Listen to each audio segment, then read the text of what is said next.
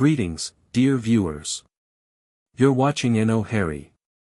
We have prepared something special for you today. What if the Sorting Hat refused to sort Harry and declared him the first five-house champion of Hogwarts? Your likes and subscriptions keep this channel alive. If you enjoy our content, please show your support. Now, sit back, relax, and enjoy the story. Chapter 1. The impossible sorting. The Great Hall of Hogwarts buzzed with anticipation as first years filed in, their faces illuminated by thousands of floating candles. Harry Potter tried to calm his churning stomach while gazing up at the enchanted ceiling that perfectly mirrored the night sky outside. Stars winked down at him, seemingly indifferent to the life-changing moment he was about to face. It's bewitched to look like the sky outside. I read about it in Hogwarts, a history, whispered the bushy-haired girl he'd met on the train, Hermione, if he remembered correctly. Harry nodded absently, too nervous to appreciate the magical spectacle. The tall, stern-looking witch who had introduced herself as Professor McGonagall placed a four-legged stool in front of the first years. On top of it, she sat a pointed wizard's hat, patched, frayed, and extremely dirty. Harry noticed even the older students had fallen silent, watching the hat with expectation. For a moment, complete silence filled the hall. Then the hat twitched. A rip near the brim opened wide like a mouth, and to Harry's astonishment, the hat began to sing, "Oh, you may not think I'm pretty, but don't judge on what you see, I'll eat myself if you can find a smarter hat than me." The hat detailed the four houses, brave Gryffindor, loyal Hufflepuff, wise Ravenclaw, and cunning Slytherin, before concluding with a flourish. The hall burst into applause, and Harry found himself clapping along despite his nerves. The hat bowed to each of the four tables before becoming still again. "So we've just got to try on the hat," Ron whispered to Harry, relief evident in his voice. "I'll kill Fred. He was going on about wrestling a troll." Harry smiled weakly. Trying on the hat seemed easy enough, but he wished he could do it without everyone watching. The hat seemed to be asking for a lot. Harry didn't feel brave or quick-witted or any of it at the moment. If only the hat had mentioned a house for people who felt sick with nerves. Professor McGonagall stepped forward holding a long roll of parchment. "When I call your name, you will put on the hat and sit on the stool to be sorted," she said. "Abbott, Hannah." A pink-faced girl with blonde pigtails stumbled out of line, put on the hat, which fell right down over her eyes, and sat down. A moment's pause. "Hufflepuff," shouted the hat. The table on the right cheered as Hannah went to sit with them. Harry watched as student after student approached the stool, each experiencing a varying length of deliberation before the hat called out their house. Sometimes the hat shouted almost instantly, for others, it took nearly a minute. "Granger, Hermione." Hermione almost ran to the stool and jammed the hat eagerly on her head. "Gryffindor," shouted the hat after nearly a full minute. Ron groaned beside him, and Harry felt a pang of sympathy. He'd picked up on the redhead's dislike for the enthusiastic girl. When Neville Longbottom was called, he fell on his way to the stool. The hat took a long time to decide with him but eventually shouted, "Gryffindor." Neville ran off still wearing it, and had to jog back amid gales of laughter. Malfoy swaggered forward when his name was called. The hat had barely touched his slicked back hair when it screamed, "Slytherin." Malfoy joined his friends Crabbe and Goyle at the Slytherin table, looking pleased with himself. Harry noticed fewer and fewer people remained in line. "Potter, Harry." As Harry stepped forward, whispers suddenly broke out like hissing fires all over the hall. "Potter, did she say? The Harry Potter?" The last thing Harry saw before the hat dropped over his eyes was the hall full of people craning to get a good look at him. Next second he was looking at the black inside of the hat. He waited. Said a small voice in his ear. "Difficult. Very difficult. Plenty of courage, I see. Not a bad mind either. There's talent, oh my goodness, yes, and a nice thirst to prove yourself, now that's interesting. But such loyalty too, and a fair heart. So where shall I put you?" Harry gripped the edges of the stool and thought, not Slytherin, not Slytherin. Not Slytherin, said the small voice. Are you sure? You could be great, you know, it's all here in your head, and Slytherin would help you on the way to greatness, no doubt about that, no? Please, anything but Slytherin, Harry thought desperately. Well, if you're sure, but wait. The voice trailed off. Then with sudden intensity, oh my. Oh my, indeed. This is unprecedented. Harry felt the hat shifting on his head, almost as if it were pacing in thought. The moment stretched uncomfortably long. He realized the great hall had fallen completely silent. Even the professor's murmuring had ceased. I've never. The hat muttered. In 1,000 years, but it's undeniable. Harry squeezed his eyes shut. Had he done something wrong? Was there no place for him at Hogwarts after all?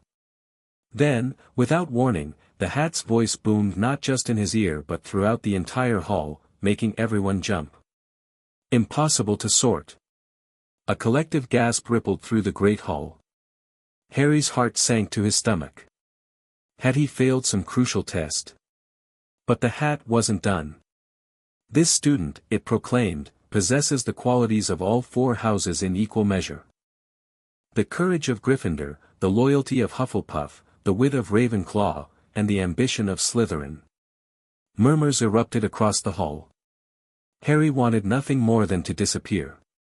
For the first time in 1,000 years, the hat continued, its voice growing almost reverent, I declare Harry Potter to be the 5-house champion of Hogwarts.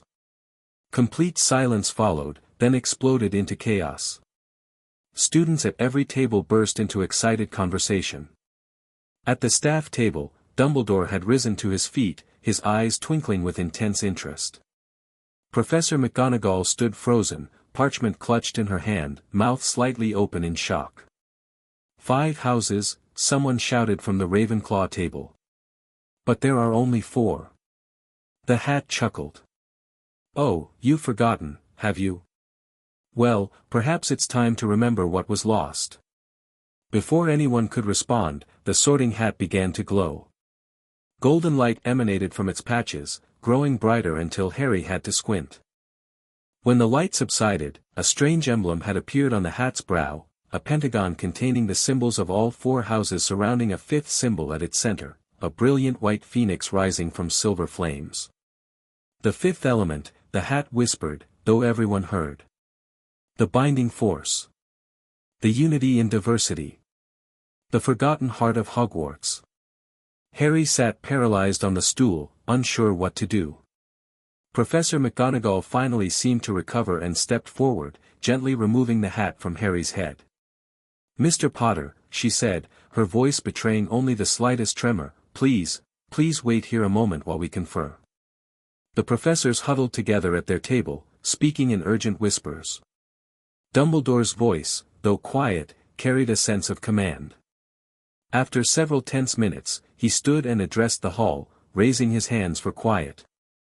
In all my years at Hogwarts, he said, his deep voice resonating with a strange mixture of gravity and delight, I have never witnessed such an extraordinary sorting. It appears young Harry Potter has presented us with a most unusual situation. Harry wished he could melt into the floor. Every eye in the hall was fixed on him. The sorting hat's judgment is final, Dumbledore continued.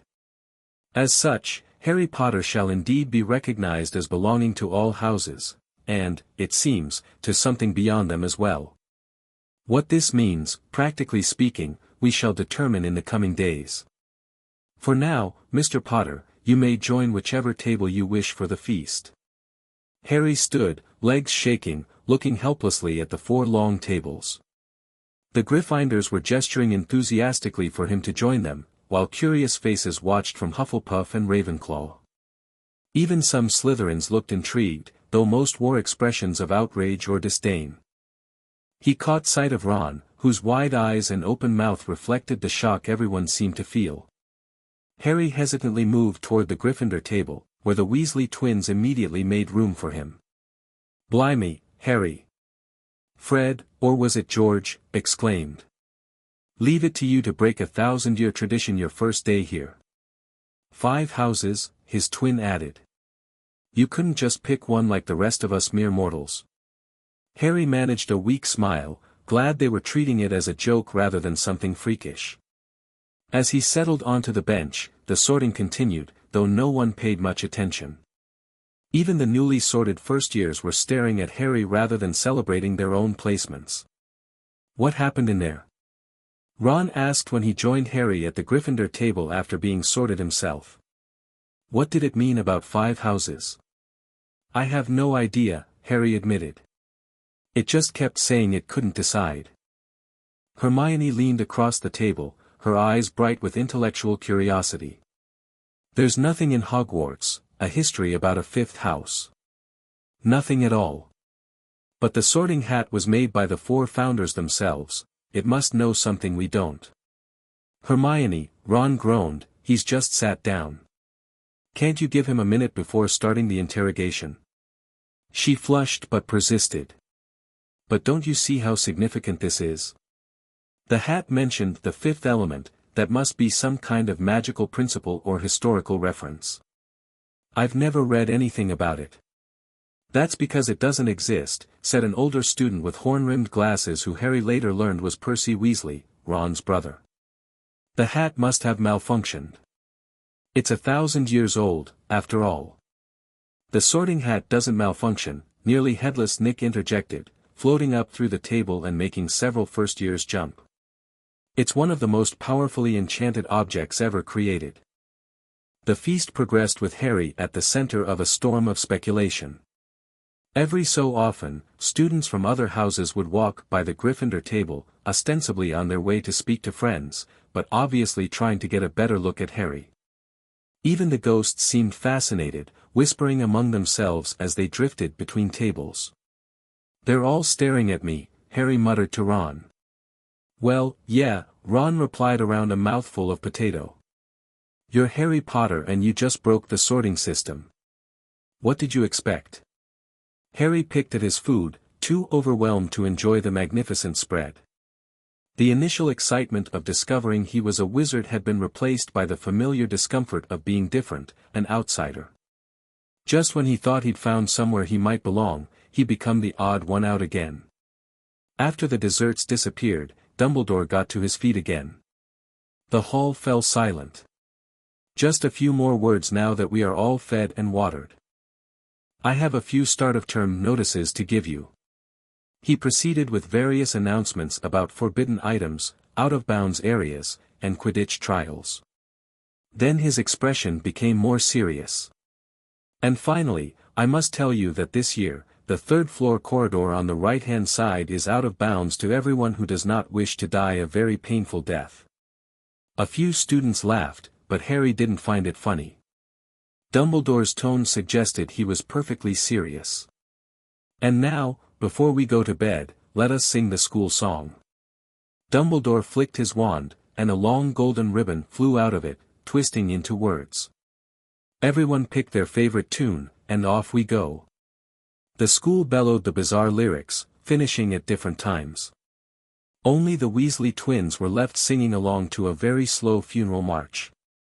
Dumbledore conducted their last few lines with his wand and, when they had finished, was one of those who clapped loudest. Ah, music, he said, wiping his eyes. A magic beyond all we do here. And now, bedtime. Off you trot. The Gryffindor first years followed Percy through the chattering crowds, out of the great hall, and up the marble staircase. Harry was about to follow when Professor McGonagall appeared at his side. Mr. Potter, she said quietly, the headmaster would like a word before you retire for the night. Please come with me. Harry nodded nervously and followed her, aware of the curious stares trailing him. They walked up several flights of stairs and down corridors lined with moving portraits that whispered excitedly as they passed. Finally, they stopped before a large stone gargoyle. Chocolate frog, said Professor McGonagall, and the gargoyle sprang to life, hopping aside as the wall behind it split in two to reveal a spiral staircase that moved continuously upward like an escalator. McGonagall gestured for Harry to step onto it, and they rode in silence until reaching a polished oak door with a brass knocker. McGonagall knocked, and the door swung open. Inside was the most fascinating room Harry had ever seen, circular and filled with delicate silver instruments that whirred and emitted small puffs of smoke. The walls were covered with portraits of sleeping witches and wizards, and behind an enormous desk sat Albus Dumbledore, his silver beard gleaming in the candlelight. "Ah, Harry," he said warmly. "Please, sit down." Harry sat in the chair opposite Dumbledore's desk, while McGonagall remained standing.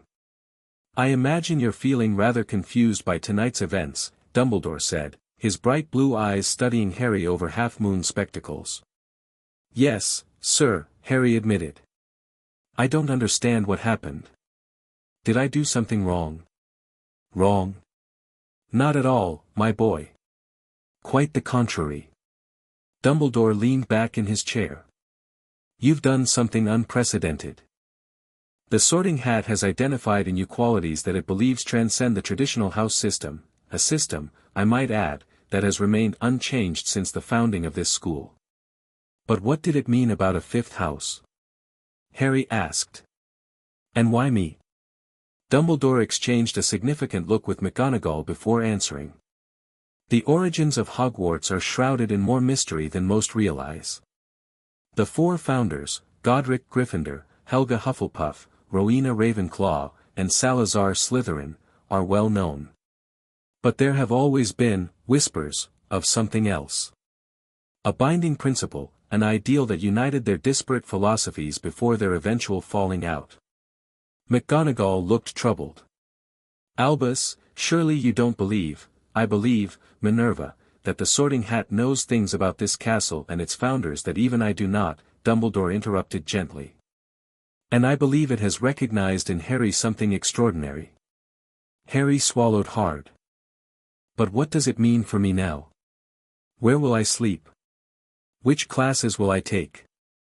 "Excellent practical questions," Dumbledore said with an approving nod. "For tonight, we've prepared a guest room for you in the East Wing. Tomorrow, we'll determine a more permanent arrangement. As for classes, you'll attend with all four houses on a rotating schedule." "A rotating schedule?" McGonagall looked aghast. "Albus, that's completely impractical.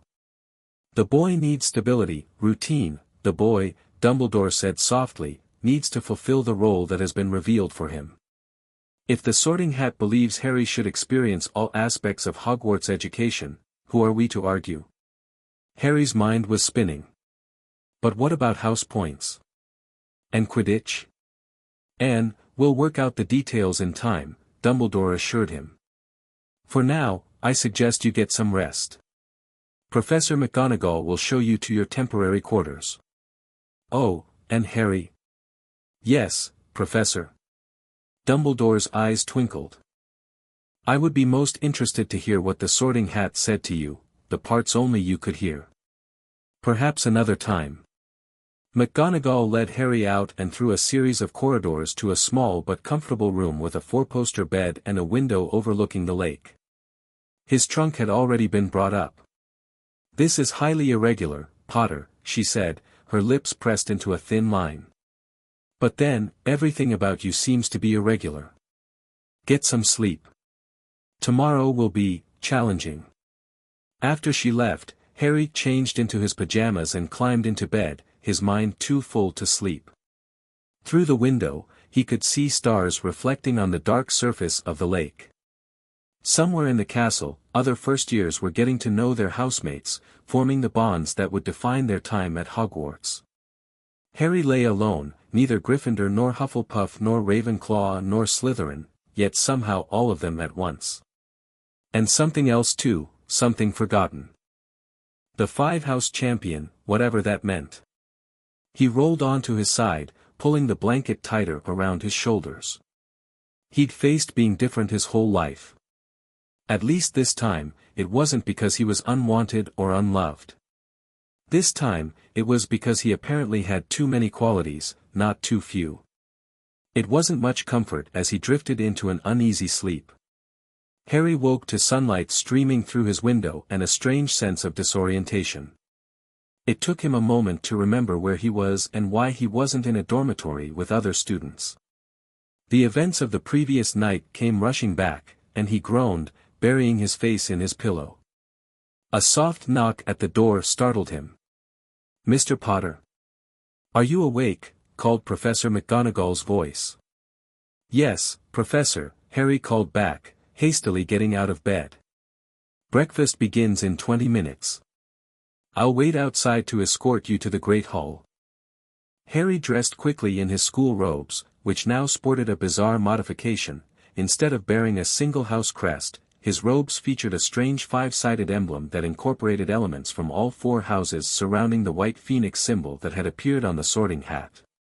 He ran his fingers over the unfamiliar badge, wondering who had altered his robes overnight. When he emerged from his room, Professor McGonagall was waiting, a leather folio tucked under her arm. "Good morning, Potter. I trust you slept well." "Yes, thank you," Harry lied, not wanting to admit he'd tossed and turned for hours. She nodded briskly. "The headmaster and heads of houses met early this morning to discuss your situation. We've prepared a schedule for you." She handed him a piece of parchment from her folio. "You'll rotate between houses on a weekly basis, beginning with Gryffindor. Each Sunday evening, you'll move to the next house's dormitory." Harry examined the complex schedule, which showed not only his classes but also which house he would attend them with. "This looks complicated." "Indeed it is, Potter. We've never had to accommodate such an arrangement before." Her tone softened slightly. "However, Professor Dumbledore believes this experience will be significant for you. And for Hogwarts." As they walked, Harry noticed something odd. "Professor, the paintings, they're watching me." Indeed, the portraits lining the corridors were unusually attentive, whispering to one another as Harry passed. Some even moved from frame to frame, following their progress. "Pay them no mind," McGonagall said, though she looked troubled. "News travels quickly at Hogwarts, even among the portraits." When they reached the entrance to the Great Hall, McGonagall paused. "Potter, I should warn you. You've caused quite a stir. Try to maintain your composure, regardless of how others react." Harry nodded, his stomach clenching. When he entered the hall, the effect was immediate. Conversation stuttered to a halt as heads turned in his direction. Then, the whispering started, spreading through the hall like wildfire.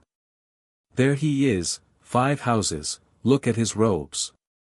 Never happened before, the fifth element. McGonagall guided him toward the Gryffindor table. "As you're starting your rotation with Gryffindor, you'll sit here this week." Harry slipped into a seat beside Ron, acutely aware of the stares from every direction.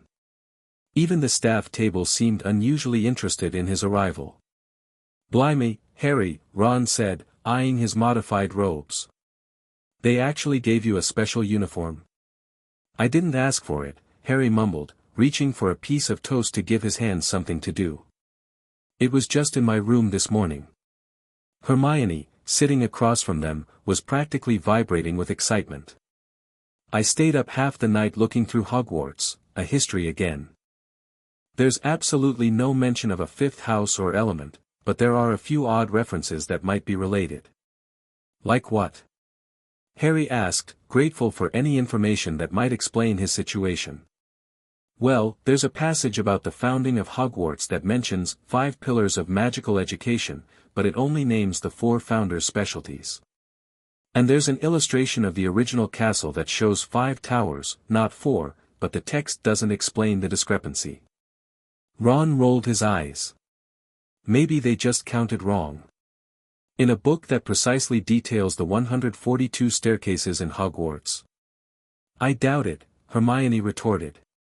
Their discussion was interrupted by the arrival of hundreds of owls streaming into the Great Hall. Harry was surprised when a handsome tawny owl landed in front of him, carrying a small, neatly wrapped package. "Who's sending you mail already?" Ron asked through a mouthful of sausage. Harry carefully unwrapped the package to find a small silver compass. Instead of cardinal directions, its face displayed the emblems of the 4 Hogwarts houses, with the white phoenix at its center. A note accompanied it, written in looping silver script, to help you find your way when paths diverge. APWBD, who's APWBD? Ron asked, peering over Harry's shoulder. Hermione's eyes widened. Albus Percival Wulfric Brian Dumbledore. Those are the headmaster's initials. Harry turned the compass over in his hand. It felt warm to the touch, almost alive. The needle spun lazily, passing over each house symbol before settling on the phoenix at the center. What's it for? Ron wondered. I'm not sure, Harry admitted, pocketing the curious object. But I have a feeling I'll find out. The rest of breakfast passed in a blur of curious stares and whispered comments. As students began leaving for their first classes, Professor McGonagall appeared with their schedules. She handed Ron and Hermione standard parchments, but gave Harry a more elaborate document with color-coded sections. Herbology with the Hufflepuffs first, she informed him. Mr. Weasley and Miss Granger will show you to the greenhouses. As they left the Great Hall, Harry found himself at the center of a small crowd. Students from all houses seemed to find reasons to walk near him, studying his unusual robes and whispering behind their hands. This is worse than being the boy who lived, Harry muttered to Ron. At least that was old news. You'll always be special, won't you, Potter, drawled a familiar voice. Draco Malfoy had appeared in their path, flanked by Crabbe and Goyle. Couldn't stand being ordinary, so you had to invent some nonsense about a fifth house. I didn't invent anything, Malfoy, Harry said, trying to push past. The hat did that all on its own. The hat, Draco sneered. A moldy old piece of fabric. My father says Dumbledore must have enchanted it specially for you. Famous Harry Potter, too good for normal rules. Before Harry could respond, an unexpected voice cut in. That's quite enough, Mr. Malfoy. They turned to find a ghost hovering nearby, the Bloody Baron, Slytherin's terrifying house ghost, his robes stained with silvery blood. The Sorting Hat's decision is beyond question, the Baron said in a hollow voice that raised goosebumps on Harry's arms. Even in my time, there were whispers of the fifth element. It would be unwise to mock what you do not understand.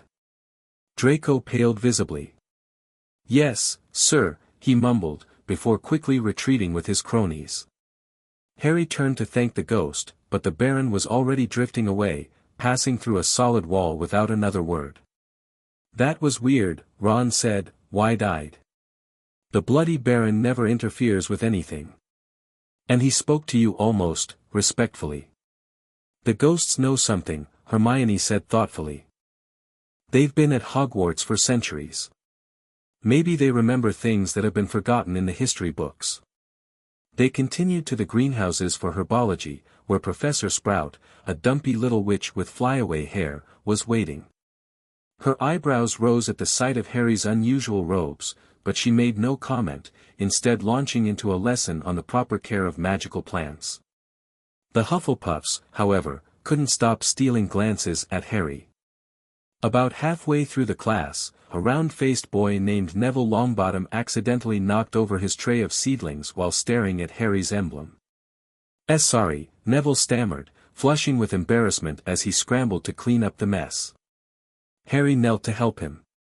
It's okay, Neville. I'd probably be staring too if it was someone else. Is it true what they're saying? Neville whispered. That you'll live in all the dormitories? Apparently I'm starting with Gryffindor, then rotating, Harry confirmed, scooping dirt back into pots. Neville's eyes widened. Even Slytherin? Harry grimaced. I guess so. Not looking forward to that week much. I don't envy you, Neville said with feeling. Then, hesitantly, but it's kind of amazing too. You'll get to see all of Hogwarts like nobody else. Harry hadn't thought of it that way. I suppose you're right. Though I'd rather just be normal, to be honest. After herbology came Transfiguration with Professor McGonagall. Harry attended with the Ravenclaws, who seemed more interested in the theoretical implications of his sorting than in Harry himself. One girl spent the entire class scribbling theories in the margins of her notes. McGonagall's lesson was challenging, turning matches into needles, but to Harry's surprise, he found the task easier than he'd expected. His match took on a silvery sheen and pointed tip on his third attempt, earning him a rare smile from the stern professor. "Well done, Mr. Potter," she said. "It seems you have a natural aptitude for transfiguration." By lunchtime, Harry was exhausted from the constant scrutiny. He slumped onto the bench at the Gryffindor table, grateful for Ron's steady presence beside him. "How are you holding up?" Ron asked, piling his plate with sandwiches. "I'll survive," Harry said. "But I wish people would stop staring." "They will," Hermione assured him, joining them. "Eventually. Once something more interesting happens." "Like what?" Harry asked gloomily. "A dragon attack." As if on cue, a commotion erupted at the entrance to the Great Hall. Peeves the poltergeist came zooming in, cackling madly and tossing water balloons at random students. But when he spotted Harry, he froze mid-air, the remaining balloons dropping from his ghostly hands. "It's him!" Peeves shrieked, pointing a transparent finger at Harry. "The pentagram boy. The cycle breaker. He's come, just like they said he would." Before anyone could react, Peeves zoomed away, howling what sounded like an ancient rhyme: 5 becomes 1, and 1 becomes 5, when darkness returns, the phoenix shall rise. Elements joined by the one who was marked, light against shadow, when worlds grow dark. The hall fell silent as the poltergeist's voice faded. Then everyone turned to stare at Harry once again. "Well," said Fred Weasley brightly from a few seats away, "at least it's not boring around you, Harry." George nodded sagely. "Who needs dragons when you've got Harry Potter, the walking, talking magical mystery?" Despite his discomfort, Harry found himself smiling. The twins' ability to find humor in any situation was strangely comforting. As lunch ended, Dumbledore approached the Gryffindor table. "Harry, I wonder if I might borrow you for your free period this afternoon. There are some matters we should discuss." Harry nodded, ignoring the fresh wave of whispers this request generated. He followed Dumbledore out of the Great Hall and back to the headmaster's office. Once seated, Dumbledore regarded Harry with those penetrating blue eyes. "How are you finding your first day, Harry?" "Overwhelming, sir," Harry admitted honestly. "I imagine so." Dumbledore smiled sympathetically. "It's not every day one becomes a living legend twice over." Harry shifted uncomfortably. "Sir, about what Peeves said, yes. Our resident poltergeist has added to the mystery, hasn't he?" Dumbledore steepled his fingers. "Peeves has been at Hogwarts since its earliest days. He knows many old songs and rhymes that have otherwise been lost to time." But what did he mean? About the cycle breaking and the phoenix rising? Dumbledore gazed out the window for a long moment before answering. "I believe, Harry, that we are witnessing the unfolding of a very ancient prophecy, one that predates even the division between the founders." Harry's heart sank. "Another prophecy about me? Perhaps not specifically about you, but about a role that you now appear to fill." Dumbledore turned back to him, his expression grave. "The fifth element that the Sorting Hat mentioned is not merely a forgotten house, Harry. It represents a binding principle, a force that was meant to unite the 4 houses rather than let them grow apart." "But what does that have to do with me?" "That," said Dumbledore, "is what we must discover together. The compass I sent you this morning may help. It's a very old artifact, said to have belonged to the founders themselves." Harry pulled out the silver compass. Its needle now pointed steadily toward the Gryffindor emblem. "Ah," Dumbledore said, eyes twinkling. "It seems to be working already. The compass will guide you not just to physical locations within Hogwarts, but to where you need to be at any given moment." "Where I need to be for what?" "For your unique education, Harry. As the 5-house champion, you have a responsibility not just to learn magic, but to help heal ancient divisions." Dumbledore's voice grew solemn. Hogwarts was founded on the principle of unity in diversity, but over the centuries, the houses have grown increasingly isolated from one another. Perhaps you are the catalyst that will reverse that trend. Harry felt a weight settling onto his shoulders. I didn't ask for this. We rarely ask for our most important responsibilities, Dumbledore said gently. They tend to find us regardless. After his meeting with Dumbledore, Harry rejoined his classmates for the remaining afternoon classes. The day concluded with potions, which Harry attended with the Slytherins. He entered the dungeon classroom with a sense of dread, having heard rumors about Professor Snape's dislike for Gryffindor students.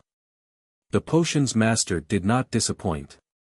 As soon as he spotted Harry, his lip curled in obvious disdain. "Ah, yes," he said softly during roll call, "Harry Potter. Our new celebrity." Draco Malfoy and his friends Crabbe and Goyle sniggered behind their hands. Snape finished calling the names and looked up at the class. His eyes were black like Hagrid's, but had none of Hagrid's warmth. They were cold and empty and made you think of dark tunnels. "You are here to learn the subtle science and exact art of potion making," he began, speaking barely above a whisper, but they caught every word. "As there is little foolish wand-waving here, many of you will hardly believe this is magic. I don't expect you will really understand the beauty of the softly simmering cauldron with its shimmering fumes, the delicate power of liquids that creep through human veins, bewitching the mind, and snaring the senses. I can teach you how to bottle fame, brew glory, even stopper death, if you aren't as big a bunch of dunderheads as I usually have to teach." More silence followed this little speech. Harry and Ron exchanged looks with raised eyebrows. Hermione Granger was on the edge of her seat and looked desperate to start proving that she wasn't a dunderhead. "Potter," Snape said suddenly. "What would I get if I added powdered root of asphodel to an infusion of wormwood?" Harry glanced at Ron, who looked as stumped as he was. Hermione's hand had shot into the air. "I don't know, sir," said Harry. Snape's lips curled into a sneer. "Fame clearly isn't everything. Let's try again.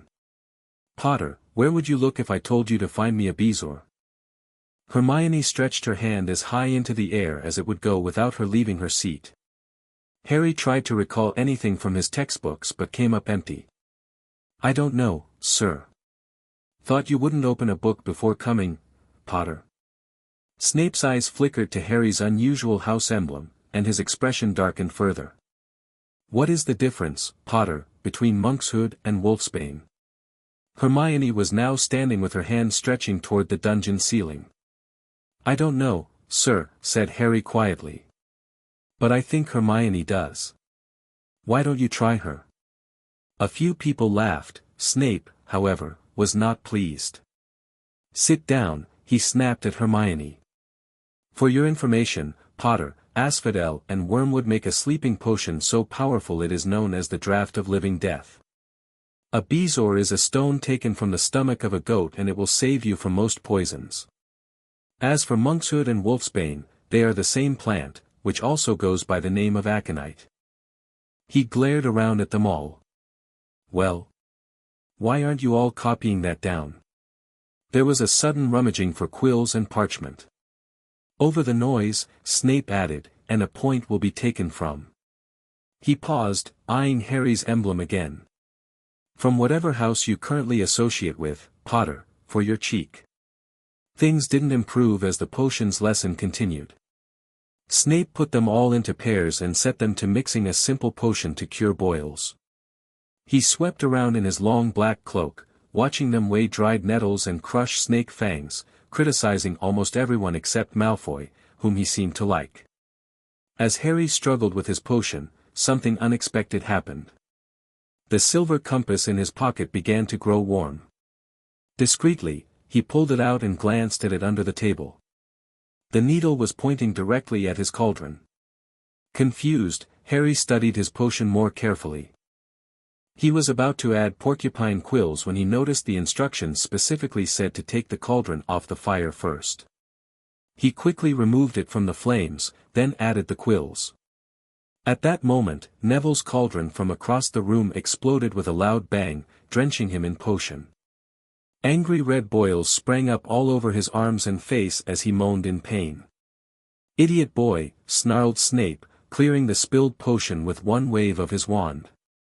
"I suppose you added the porcupine quills before taking the cauldron off the fire?" As Neville whimpered, Snape rounded on Harry, who had been working nearest to him. "You, Potter, why didn't you tell him not to add the quills? Thought he'd make you look good if he got it wrong, did you?" "That's another point from," he stopped again, glaring at Harry's emblem as if it had personally offended him. "From Gryffindor, I think, sir," Harry said quietly. "Since that's where I'm staying this week." Snape's eyes narrowed. "You think this is amusing, Potter? 5 houses, as if you're somehow special enough to transcend the system that has worked perfectly well for 1,000 years. "I didn't ask for this, Professor," Harry said, struggling to keep his voice steady. "No." Snape leaned closer. The famous Harry Potter, marking himself as different yet again. "Just like your father, always seeking attention, always thinking yourself above the rules." Harry bit back a retort. He barely knew anything about his father, but he doubted Snape's characterization was fair. He focused on completing his potion, which, perhaps due to the compass's guidance, turned out nearly perfect. When he submitted his sample at the end of class, Snape inspected it with obvious surprise. "Adequate," he said grudgingly, which, Harry gathered from the reactions of the other students, was high praise from Snape.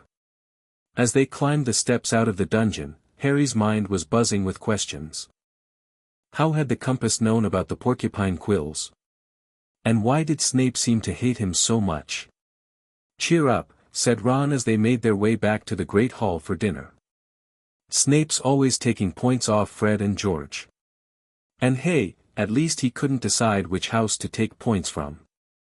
That's one advantage of your weird situation." Harry managed a smile, though it felt forced. "Maybe. But I don't think that's going to make Snape like me any better." "Forget Snape," Hermione chimed in, catching up to them. "Harry, I've been researching during my free periods. I found something about the fifth element in an old reference book that's not in the main library collection." Harry's interest piqued. "What did it say?" "Not much, just a mention in a footnote. Apparently, before the founders established the 4 houses, they agreed on 5 fundamental magical principles that should guide wizarding education. 4 of them we know: courage, loyalty, wisdom, and ambition, but the 5th was something called harmony, or balance." "Balance between the other 4?" Harry asked. Hermione nodded excitedly. "Exactly. The footnote suggested that the 5th principle was considered the most important, the one that prevented the others from becoming too extreme or isolated. But something went wrong, Harry guessed. The founders fell out." "Right. When Slytherin left, the 5th principle was somehow lost or forgotten. The 4 houses became more divided over time." Ron snorted. "That's putting it mildly. My dad says some Slytherin families would rather die than associate with Gryffindors." "That's exactly the problem," Hermione insisted. "The houses weren't meant to be enemies. They were supposed to complement each other." As they entered the Great Hall for dinner, Harry felt the now familiar weight of stairs. But this time, something odd happened. The moment he stepped through the doors, the enchanted ceiling, which had been showing a clear twilight sky, suddenly flickered. For a brief moment it displayed not the sky outside, but a brilliant white phoenix soaring through flames. Several students gasped and pointed upward, but the image vanished as quickly as it had appeared, returning to the normal evening sky. "Did you see that?" Ron whispered. "The phoenix.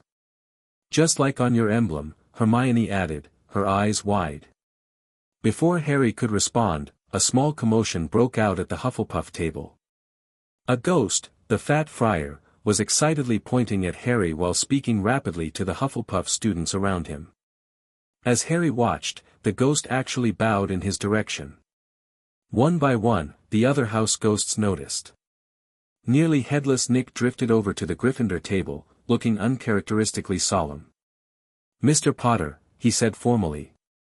"The Forgotten Council requests an audience with you tonight." "The what?" Harry asked, bewildered. "The Council of House Spirits," Nick explained. "The 4 house ghosts and, well, you'll see. Midnight, in the Great Hall.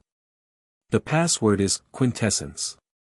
With that cryptic message, Nick drifted away, joining the other house ghosts in animated conversation. "Blimey," Ron breathed. "I've never seen the ghosts act like this. They usually keep to themselves." "The Forgotten Council," Hermione repeated thoughtfully. "I've never read about that."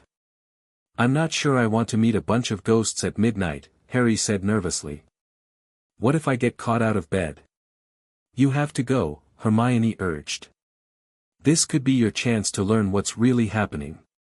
As they ate dinner, Harry kept glancing at the head table, where the professors were engaged in their own intense discussions. Dumbledore caught his eye once and gave him an encouraging nod, as if he somehow knew about the ghost's invitation. After dinner, Harry accompanied his fellow Gryffindors to their tower, where he was shown to a bed in the first-year boys' dormitory. His 5-house emblem had been emblazoned on his trunk and bed curtains, making him stand out even here. As the other boys peppered him with questions about his sorting, Harry answered as best he could, though he had few real answers to give. Eventually, the conversation turned to other topics: Quidditch, wizard chess, and speculation about their upcoming flying lessons. Harry found himself relaxing slightly for the first time that day. Despite the extraordinary circumstances, these moments of normal boyhood camaraderie felt precious. This, he thought, was what he had hoped for when he learned he was a wizard: a place to belong, friends who accepted him. But as the hour grew late and the other boys drifted off to sleep, Harry lay awake, watching the clock. At 11:30, he slipped out of bed, still fully dressed, and pulled his cloak around his shoulders. "You going?" Ron whispered from his bed. Harry nodded. "I have to know what they want." "Want me to come?" Harry hesitated, then shook his head. "Better not. The invitation was just for me." "Be careful," Ron said. "And tell me everything tomorrow." Harry crept down the spiral staircase into the Gryffindor common room, which was empty except for a few dying embers in the fireplace. The fat lady was dozing in her portrait but woke with a start when Harry pushed it open. "Out for a midnight stroll, are we?" she asked disapprovingly. "It's important," Harry whispered. The fat lady sniffed but swung open to let him pass. Harry stepped into the darkened corridor, his heart pounding. Breaking school rules on his very first day, this couldn't end well. He navigated the silent castle by wandlight, jumping at every shadow and creaking floorboard. Twice he had to duck into alcoves to avoid Filch, the caretaker, and his cat, Mrs. Norris. By the time he reached the Great Hall, it was nearly midnight. The massive doors were closed but unlocked. Harry pushed one open just enough to slip through, then whispered, "Quintessence." Instantly, the Great Hall transformed. The enchanted ceiling, rather than showing the night sky, erupted into a brilliant display of ghostly white flames. The 4 house tables had vanished, replaced by a single round table at the center of the hall, with 5 ornate chairs around it. 4 of the chairs were occupied by the house ghosts: nearly headless Nick for Gryffindor, the fat friar for Hufflepuff, the grey lady for Ravenclaw, and the bloody baron for Slytherin. The 5th chair, larger and more elaborate than the others, remained empty. "Welcome, 5-house champion," intoned the grey lady, her voice echoing strangely in the hall. "We have awaited your coming for many centuries." "Please, approach," the fat friar added, gesturing to the empty chair. Harry moved forward hesitantly. "I don't understand. What is this council? Why did you ask me here?" "We are the guardians of Hogwarts' deepest secrets," nearly headless Nick explained. "Each of us bound to a house, yet together forming the Forgotten Council, keepers of the 5th element. Harmony," the bloody baron growled. "Balance. The principle that was betrayed." As Harry reached the table, he noticed something strange. The empty chair wasn't meant for him, it was translucent, like the others, designed for a ghost. "Whose chair is that?" he asked. The four ghosts exchanged glances. "It belongs to the fifth guardian," the Grey Lady said softly. "The one who was lost when the founders divided." "Lost? You mean, another ghost?" "Not lost as in misplaced," the Bloody Baron said impatiently. "Lost as in destroyed." Harry's eyes widened. "I thought ghosts couldn't be destroyed." "Under normal circumstances, no," said nearly headless Nick. "But in the conflict that tore apart the founders, great and terrible magic was unleashed. The fifth guardian was unmade. With her destruction," the Fat Friar added sadly, "the fifth element began to fade from Hogwarts. The houses grew more divided with each passing generation." Harry's mind was reeling. "But what does this have to do with me? I'm not a ghost. I can't replace your lost guardian." "No," agreed the Grey Lady. "But you can restore what was lost. The Sorting Hat has recognized in you the perfect balance of all house virtues, the living embodiment of the fifth element. You are the catalyst," the Bloody Baron intoned. "The one foretold to break the cycle of division and restore harmony to Hogwarts." "How?" Harry asked, feeling overwhelmed. "What am I supposed to do?" The Fat Friar smiled kindly. "For now, simply be yourself, Harry Potter. Learn from all houses. Bridge the divides. In time, your path will become clear." Before Harry could ask more questions, a cold wind swept through the great hall, and the ghostly flames on the ceiling flared brighter. The empty chair began to glow with an intense white light. "She stirs," whispered the Grey Lady, her eyes wide. "After all this time?" "Impossible," the Bloody Baron growled, but he too was staring at the chair in astonishment. The glowing light coalesced, taking on a vaguely human shape above the chair. Not solid enough to be a proper ghost, but more substantial than mere light. "The champion comes," said a soft, ethereal voice that seemed to come from everywhere and nowhere. "The circle begins to close." Harry found himself unable to move as the light shape extended what might have been an arm toward him. He felt a gentle touch on his forehead, right over his scar, though nothing physically contacted him. "Be brave, little one," the voice whispered. "The darkness gathers once more, and you stand at the crossroads. Remember, 5 becomes 1 when hearts unite." The light pulsed once, blindingly bright, then faded completely. The empty chair remained as it was, showing no evidence of the strange manifestation. The 4 house ghosts looked as shocked as Harry felt. The fifth guardian, nearly headless Nick breathed. "She's not completely gone. What just happened?" Harry demanded, finding his voice at last. "Who was that?" The Bloody Baron's normally harsh face had softened. "That was Amara, the guardian of harmony. The fifth founder of Hogwarts." "Fifth founder?" Harry repeated, stunned. But there were only 4, Gryffindor, Hufflepuff, Ravenclaw, and Slytherin. "So the history's record," the Grey Lady said quietly. "But there was another, in the beginning. Amara was special. While the others excelled in particular branches of magic, she understood the connections between them all. She was the heart of Hogwarts, the one who bound the 4 founders together despite their differences." "What happened to her?" Harry asked. The Fat Friar sighed heavily. "The conflict between Slytherin and the others grew bitter. Amara tried to mediate, to find common ground. But in doing so, she became caught in the crossfire of powerful magic. Her physical form was destroyed, and her spirit, what should have become a ghost like us, was fragmented, scattered throughout the castle.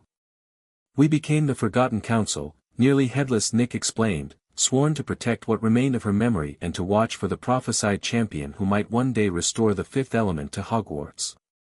Harry sank into a nearby bench, trying to process everything he'd heard. "So the Sorting Hat putting me in all 5 houses," is the fulfillment of a prophecy as old as Hogwarts itself, the Bloody Baron finished for him. But I'm just me, Harry protested. I'm nothing special. I don't know how to restore some ancient magical principle or unite the houses or, you are more than you know, Harry Potter, the Grey Lady interrupted gently. The fact that Amara's spirit responded to your presence proves that. For now, your task is simply to learn, the Fat Friar added. Experience all aspects of Hogwarts. Build bridges between the houses. The rest will unfold as it should. Nearly headless Nick floated closer. But be warned, young champion. There are forces at work that will resist the restoration of harmony. The divisions between houses benefit those who seek power through discord. You speak of the Dark Lord, the Bloody Baron growled. Harry's blood ran cold. Voldemort? What does he have to do with this? The four ghosts flinched at the name. He who must not be named embodies the antithesis of harmony, the Grey Lady explained. His power grows from division and fear. If the fifth element were to be restored fully to Hogwarts, his influence would be severely weakened. Which is precisely why he and his followers will try to prevent it, nearly headless Nick warned. Harry's head was spinning. First, he was famous for surviving Voldemort's attack. Then he became the impossible five-house student. Now he was supposedly some prophesied champion destined to restore a forgotten magical principle that could help defeat the Dark Lord. This is too much, he said quietly. I'm just a first year. I barely know any magic at all. You will not face this burden alone, the Fat Friar assured him. You will find allies in all houses, if you look with an open heart. And we will guide you when we can, added the Grey Lady. Though our ability to affect the physical world is limited. The Bloody Baron drifted forward, his silver blood gleaming in the magical light. The hour grows late. The boy should return to his dormitory before he is discovered. Harry stood, still reeling from everything he'd learned. Will we meet again? There's so much more I need to know. The Forgotten Council convenes only rarely, nearly headless Nick explained. But individually, we will assist you when possible. Seek us out if you have questions. And carry this, the Grey Lady added, gesturing to the center of the round table, where a small crystal phial had appeared. It contained what looked like swirling silver mist. A fragment of Amara's memory, preserved all these centuries. When the time is right, you will know how to use it. Harry carefully pocketed the phial alongside his compass. Thank you, he said, not knowing what else to say. As he turned to leave, the Fat Friar called after him. Remember, Harry Potter, 5 becomes 1 when hearts unite.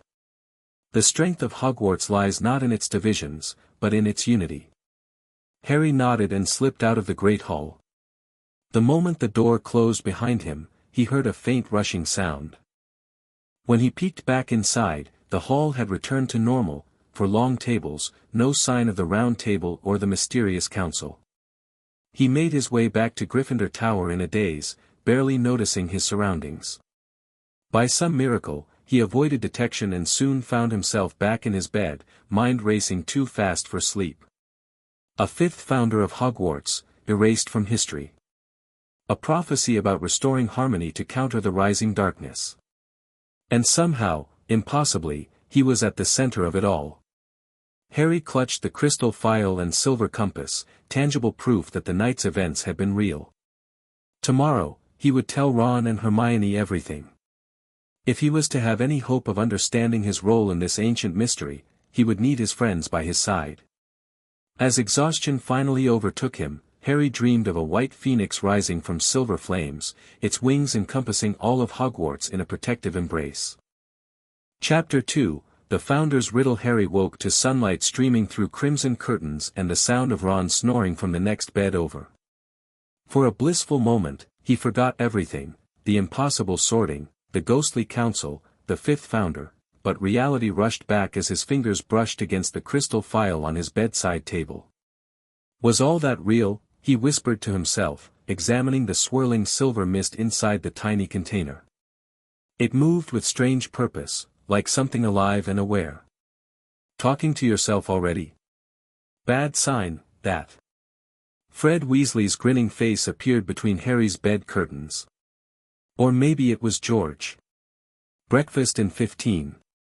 McGonagall wants to see you before class, something about house rotation schedules. Harry dressed quickly, tucking both the mysterious file and the silver compass into his robe pockets. The weight of them against his side reassured him that last night's encounter had been real, not some elaborate dream.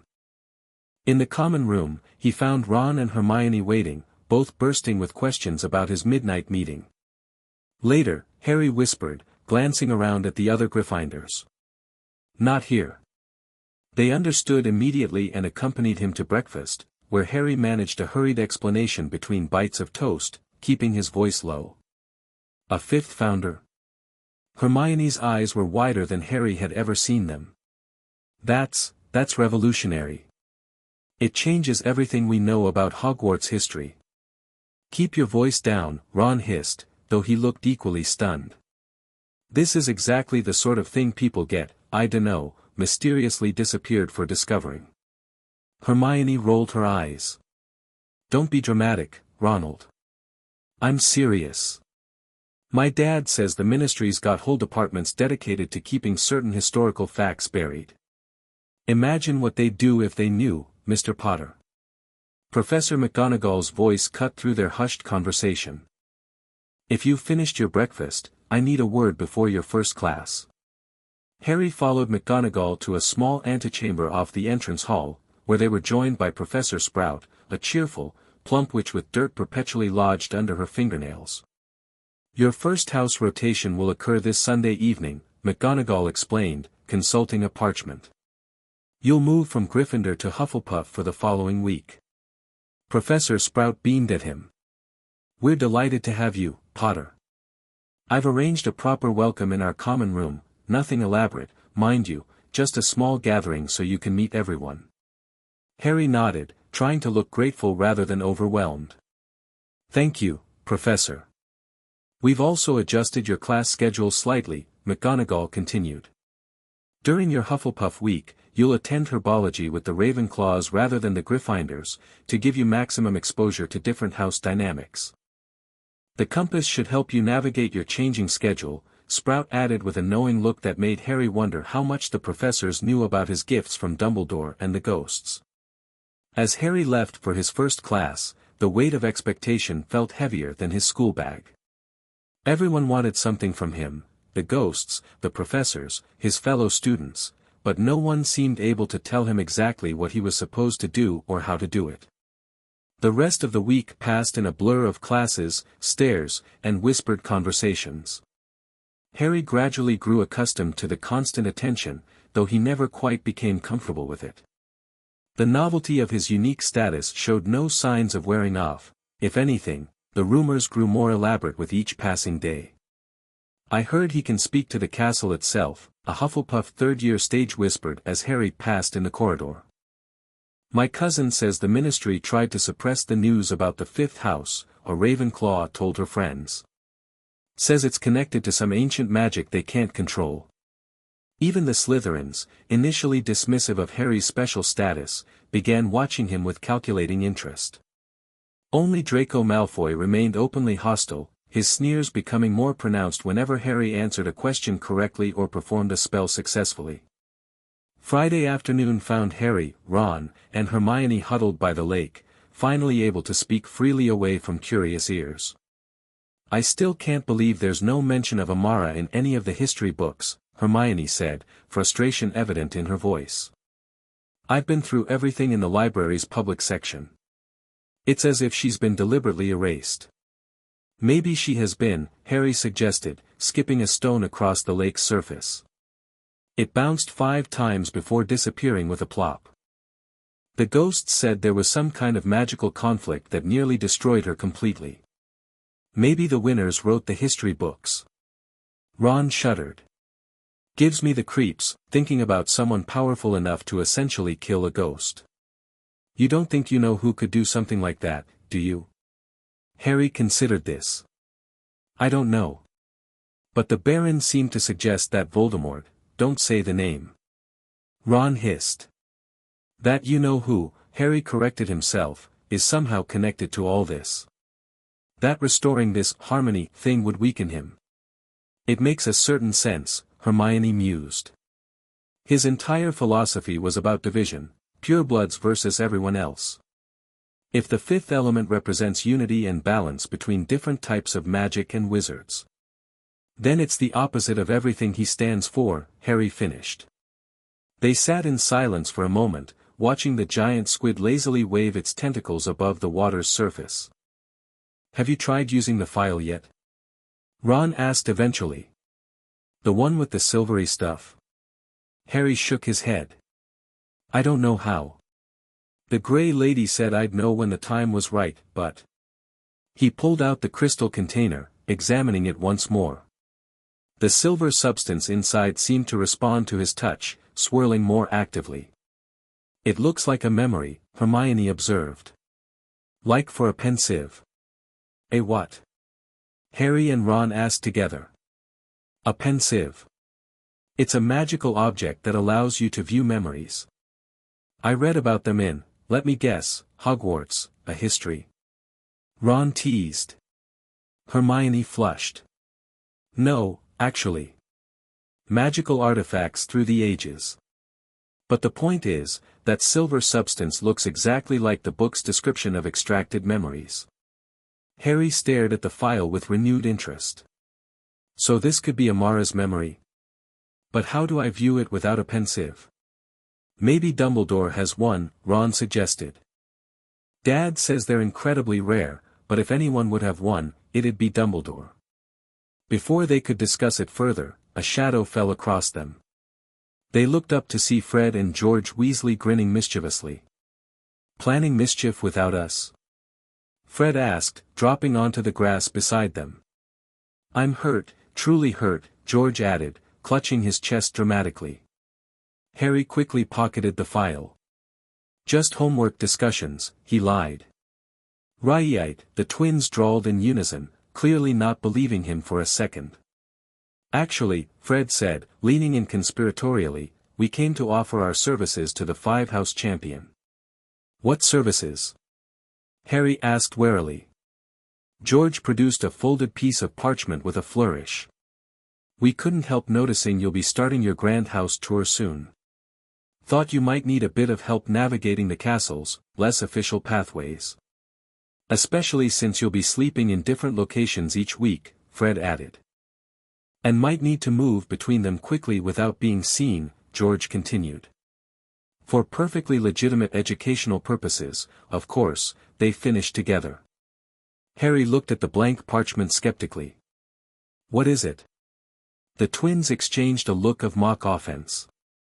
What is it, he asks. Only the secret to our success as mischief makers extraordinaire. The key to our intimate knowledge of Hogwarts' hidden passages. Just show him already, Ron interrupted, rolling his eyes. Fred pulled out his wand, touched it to the parchment, and solemnly intoned, I solemnly swear that I am up to no good. Immediately, thin ink lines began to spread like a spider's web across the parchment.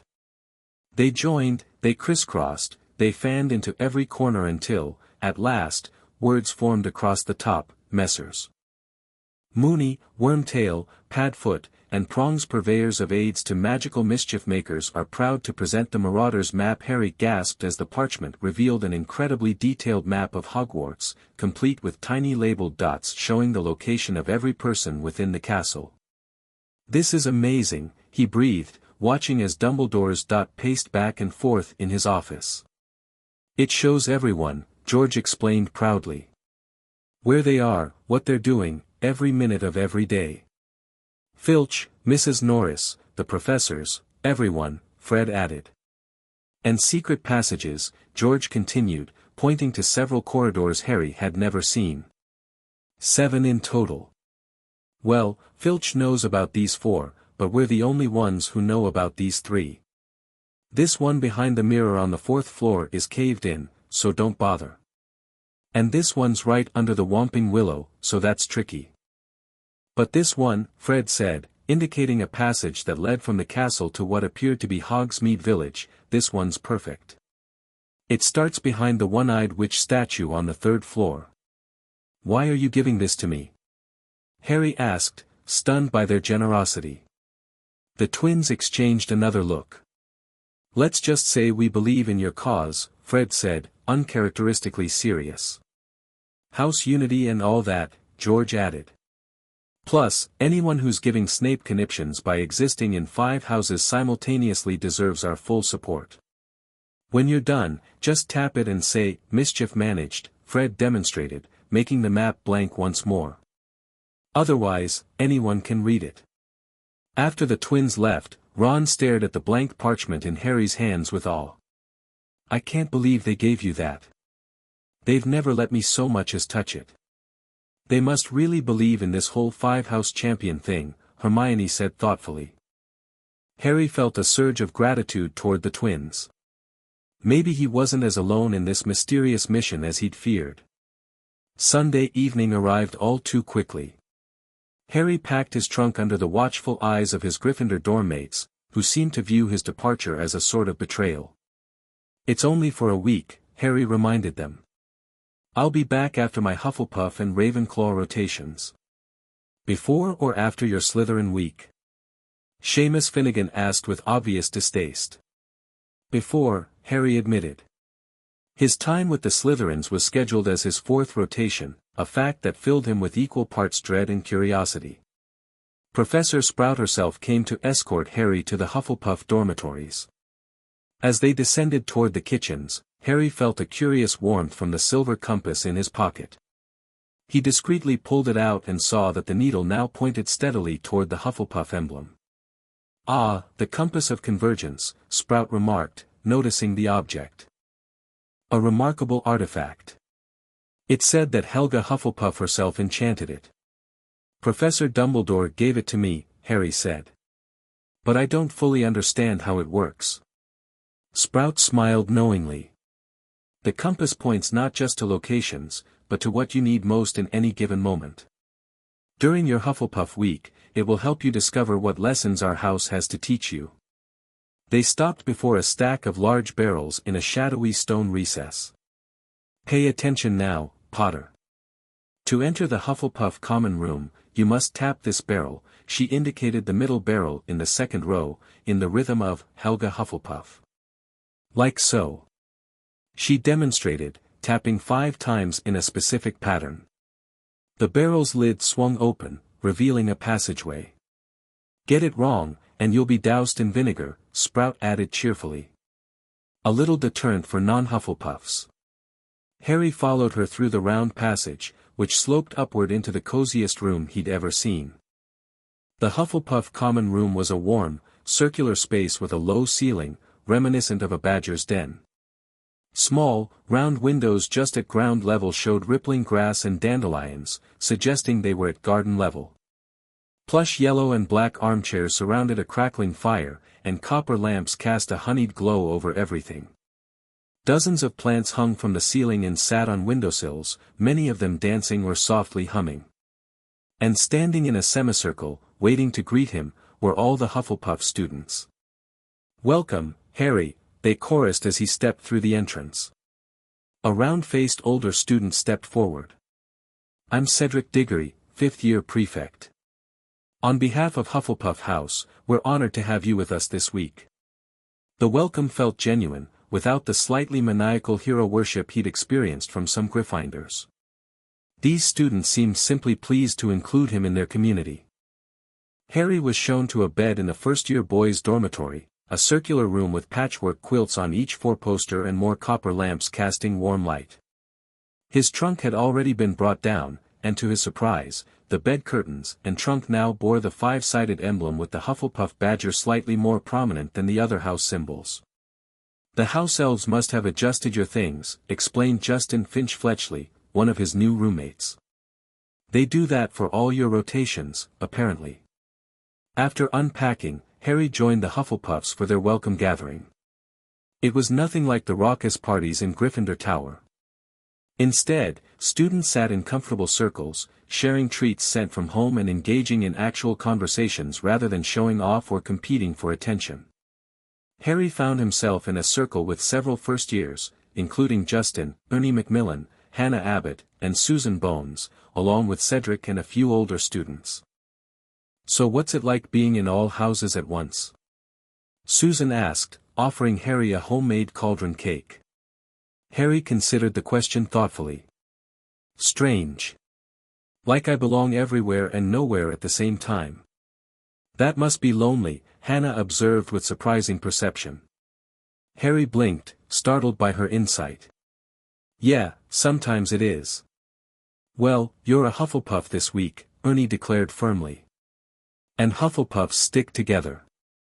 "That's right," Cedric agreed. "Loyalty isn't just our house trait, it's our way of life. When you're with Hufflepuff, you're never alone." The simple sincerity of their acceptance made Harry's throat tighten unexpectedly. He managed a smile and a quiet "thanks" before the conversation moved to other topics. Later that night, as he settled into his new bed surrounded by the gentle snores of Hufflepuff boys, Harry reflected on the difference between the houses. Gryffindor's boisterous camaraderie had its charms, but there was something deeply comforting about Hufflepuff's quiet inclusivity. No one here seemed to care about his fame or his unique status, they simply welcomed him as one of their own. The compass on his nightstand pointed steadily toward the dormitory door, as if suggesting he was exactly where he needed to be. Harry drifted to sleep with a sense of belonging he'd rarely experienced in his short life. His Hufflepuff week passed in a blur of new experiences. In classes, he discovered that Hufflepuffs approached learning differently than Gryffindors, less competitively, more collaboratively. They shared notes freely, formed study groups that actually studied rather than gossiped, and genuinely celebrated each other's successes. "It's not about being the best," Susan explained during a particularly challenging charms lesson. "It's about everyone mastering the material together." Harry had never considered this approach. At primary school, standing out usually meant being bullied, while at Hogwarts, the house point system actively encouraged competition. The Hufflepuff philosophy of collective achievement was refreshingly different. In herbology, Harry's favorite class that week, Professor Sprout beamed with pride as her Hufflepuffs demonstrated their green thumbs. To Harry's surprise, he found himself excelling at the subject under their guidance. "You have a natural touch," Sprout told him as he successfully repotted a particularly temperamental bouncing bulb that had given other students trouble. "Plants respond to intention and emotion as much as technique. Your balanced approach seems to calm them." The word struck Harry as significant somehow. Balance. The fifth element. Was this what the ghosts meant about his role? Wednesday evening found Harry in an unexpected location, the Hufflepuff common room floor, surrounded by dirt and seedlings. Cedric Diggory had organized a special project for the younger students, creating miniature magical gardens in enchanted terrariums, and insisted Harry join them. "These aren't just decorative," Cedric explained, demonstrating how to layer different magical soils. "A properly balanced magical ecosystem can generate ambient energy that enhances focus, promotes healing, or even strengthens protective enchantments. It's fundamental earth magic," added Sprout, who had stopped by to observe their work. "The kind Helga Hufflepuff herself excelled at. Few wizards appreciate it nowadays, preferring flashier spells, but this old magic runs deep." As Harry carefully planted tiny silver seedlings that glowed faintly in the dark soil, he felt a strange resonance with the work. The compass, sitting beside his terrarium, spun its needle in lazy circles as if content. "Professor," Harry asked quietly while the others were distracted, "did Helga Hufflepuff work with the other founders on combined magic? Things that required all their specialties together?" Sprout's eyebrows rose. "An insightful question, Potter. Yes, the historical records suggest the founders initially worked in concert, each contributing their particular magical affinities to create Hogwarts' most powerful enchantments." She lowered her voice. "Some say the castle's deepest protections required a fifth type of magic as well, a binding force." "The fifth element," Harry murmured. Sprout studied him intently. Indeed. Though that knowledge has been largely lost over the centuries. Her gaze flicked to his unusual house emblem. Perhaps not entirely lost, however. Before Harry could question her further, Justin called her over for help with his terrarium, and the moment passed. But Harry filed the conversation away, another piece in the growing puzzle. That night, as his dorm-mates slept, Harry took out the Marauder's map, whispering the activation phrase by wand light. He scanned the castle, not entirely sure what he was looking for, when something caught his eye, a passage he hadn't noticed before, leading from behind the kitchens deep into the foundations of Hogwarts. Unlike the other secret passages marked on the map, this one appeared as a dotted line, as if its existence was uncertain. Harry squinted at the tiny label, Helga's Haven. Curiosity piqued, he dressed quickly and slipped out of the dormitory, map in one hand, compass in the other. To his satisfaction, the compass needle now pointed directly toward the kitchens, confirming his instinct to investigate.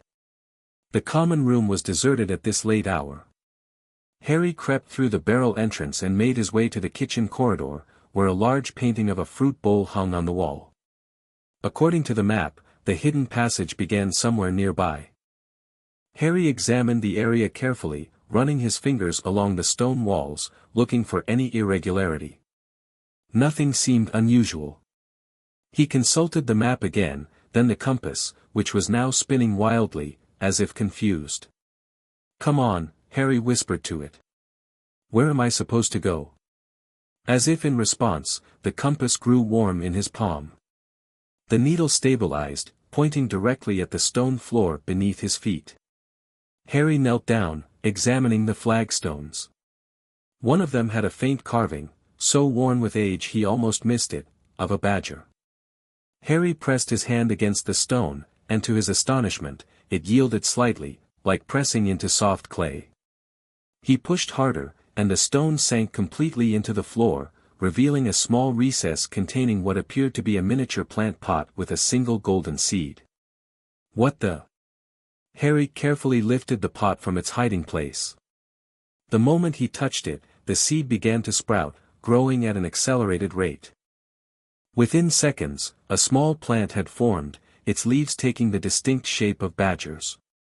A moment later, tiny yellow flowers bloomed, releasing a puff of glowing pollen that coalesced into floating words. Earth's embrace holds secrets deep where loyalty's foundations keep the binding force, once split in 5 through balance shall again derive seek the chamber where waters meet where humble hands made magic sweet the words lingered in the air for several heartbeats before dissolving. The plant curled back into itself, returning to a seed, but the pot remained in Harry's hand, tangible proof of the strange encounter. Harry quickly copied down the rhyme on a scrap of parchment before he could forget it. A riddle, clearly, but what did it mean? Something about the binding force being split in 5, that had to refer to the 5th element. He carefully pocketed the seed pod and checked the map to ensure the coast was clear before heading back to the Hufflepuff dormitory. His mind buzzed with questions, but one thing seemed certain, he had found the first clue in what the ghosts called the Founder's Riddle. The next day, Harry showed Ron and Hermione his discovery during a free period. They met in an empty classroom, where Harry placed the pot on a desk and recited the strange verse.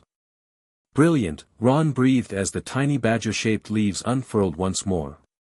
"So there are hidden messages from the Founders scattered around Hogwarts?" "I think so," Harry said. "This one seems to be from Hufflepuff, obviously. And it mentions split in 5, which must connect to what the ghosts told me." Hermione was already scribbling notes. If the binding force was split in 5, that suggests each founder took or hid a portion of whatever this 5th element actually is. So I need to find 4 more of these. One from each founder. Harry wondered. And the 5th from Amara herself, I'd imagine, Hermione added. But what's this about a chamber where waters meet? They pondered this for several minutes before Ron snapped his fingers. The prefect's bathroom. Percy's always bragging about it, has all sorts of magical taps with different waters and stuff. That seems too mundane, Hermione objected. And why would it be connected to humble hands? Maybe it's the lake. Harry suggested. Where the 4 house waters all flow together. Hermione shook her head. I don't think. She was interrupted by the classroom door opening. Professor Flitwick peered in, looking surprised to find students there. Ah, just the study group. Harry improvised quickly. Professor Sprout suggested we work together on the herbology assignment. Flitwick nodded approvingly, though his eyes lingered curiously on the small plant pot Harry was now trying to hide under his textbook. Very good, very good. Inter-house cooperation is always encouraged. Carry on. After he left, they agreed to continue their investigation later and headed to their next classes. Throughout the day, Harry found his thoughts returning to the riddle. The chamber where waters meet felt like a clue he should recognize. That evening in the Hufflepuff common room, as Harry worked on his charms essay surrounded by his new housemates, Cedric dropped into the chair beside him. You seem preoccupied, the older boy observed. Homesick for Gryffindor Tower? Harry shook his head. Not at all. Just trying to solve a puzzle. Anything I can help with? Harry hesitated, then decided to take a chance. What do you know about places in Hogwarts where different waters might meet? Cedric looked intrigued. Interesting question. There's the confluence, of course, but that's hardly common knowledge. The confluence? It's a chamber deep beneath Hogwarts where underground streams from the 4 corners of the grounds come together. According to Hufflepuff legend, Helga herself enchanted it as a place of peace and healing. Harry's pulse quickened. This had to be it. How would someone find this chamber? Cedric studied him for a moment. Officially, students aren't supposed to know about it. But he glanced around to ensure they weren't overheard. There's an entrance through our common room. A hidden door that appears only when all 4 house elements are represented. You mean 4 students from different houses? That's one interpretation. But in the older stories, it refers to physical embodiments of the house elements. Cedric's eyes flicked to Harry's 5-house emblem. Which is why your question is particularly interesting. Harry's mind raced. If he represented all houses as the 5-house champion, could he access this chamber alone? The door is said to be behind the large copper pot in the far alcove, Cedric added in a whisper. But it hasn't been opened in generations, as far as I know. Harry thanked Cedric for the information, trying not to appear too eager. That night, after everyone had gone to bed, he slipped out of his dormitory once more. The common room was deserted, the fire burning low. Harry approached the alcove Cedric had mentioned, where an enormous copper pot sat, filled with soil from which sprouted various magical plants. The compass in his hand pointed directly at the pot. Taking a deep breath, Harry pressed his 5-house emblem against the copper surface. For a moment, nothing happened. Then, the pot began to glow with a warm golden light. It shifted sideways, seemingly of its own accord, revealing a narrow passage beyond. Harry hesitated only briefly before ducking through, the pot sliding back into place behind him. The passage sloped gently downward, lit by phosphorescent fungi growing along the walls. Harry followed it for what seemed like ages, the air growing progressively damper, the sound of running water becoming audible in the distance. Finally, the passage opened into a breathtaking chamber. 4 streams flowed from different directions, converging at the center to form a perfectly circular pool. The ceiling arched high above, enchanted to show a night sky similar to the Great Hall but focused on different constellations. The walls were covered in elaborate mosaics depicting scenes of the 4 founders working together.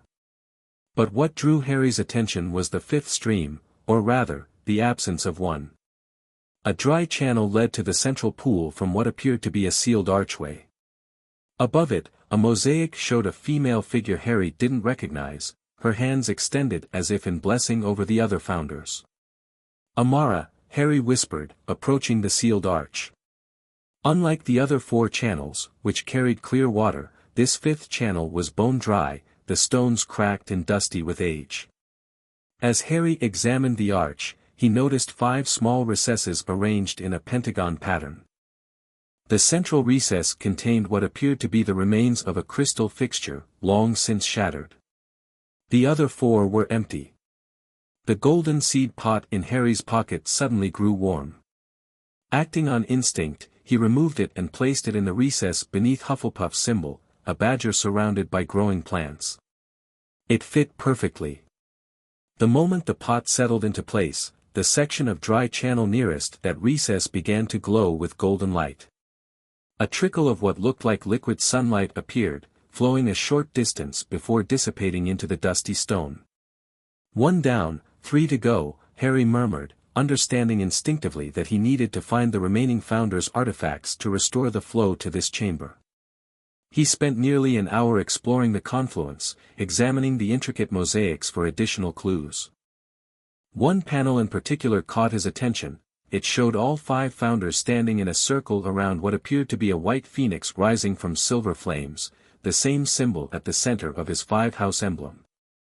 Below the image, barely visible beneath centuries of mineral deposits, was an inscription, 5 streams of magic, joined as one, the work of Hogwarts, never done, divided houses, separate arts, united purpose in noble hearts, when darkness rises once again the 5th shall flow through chosen's hand. Harry copied this inscription as well, certain it was connected to his mission.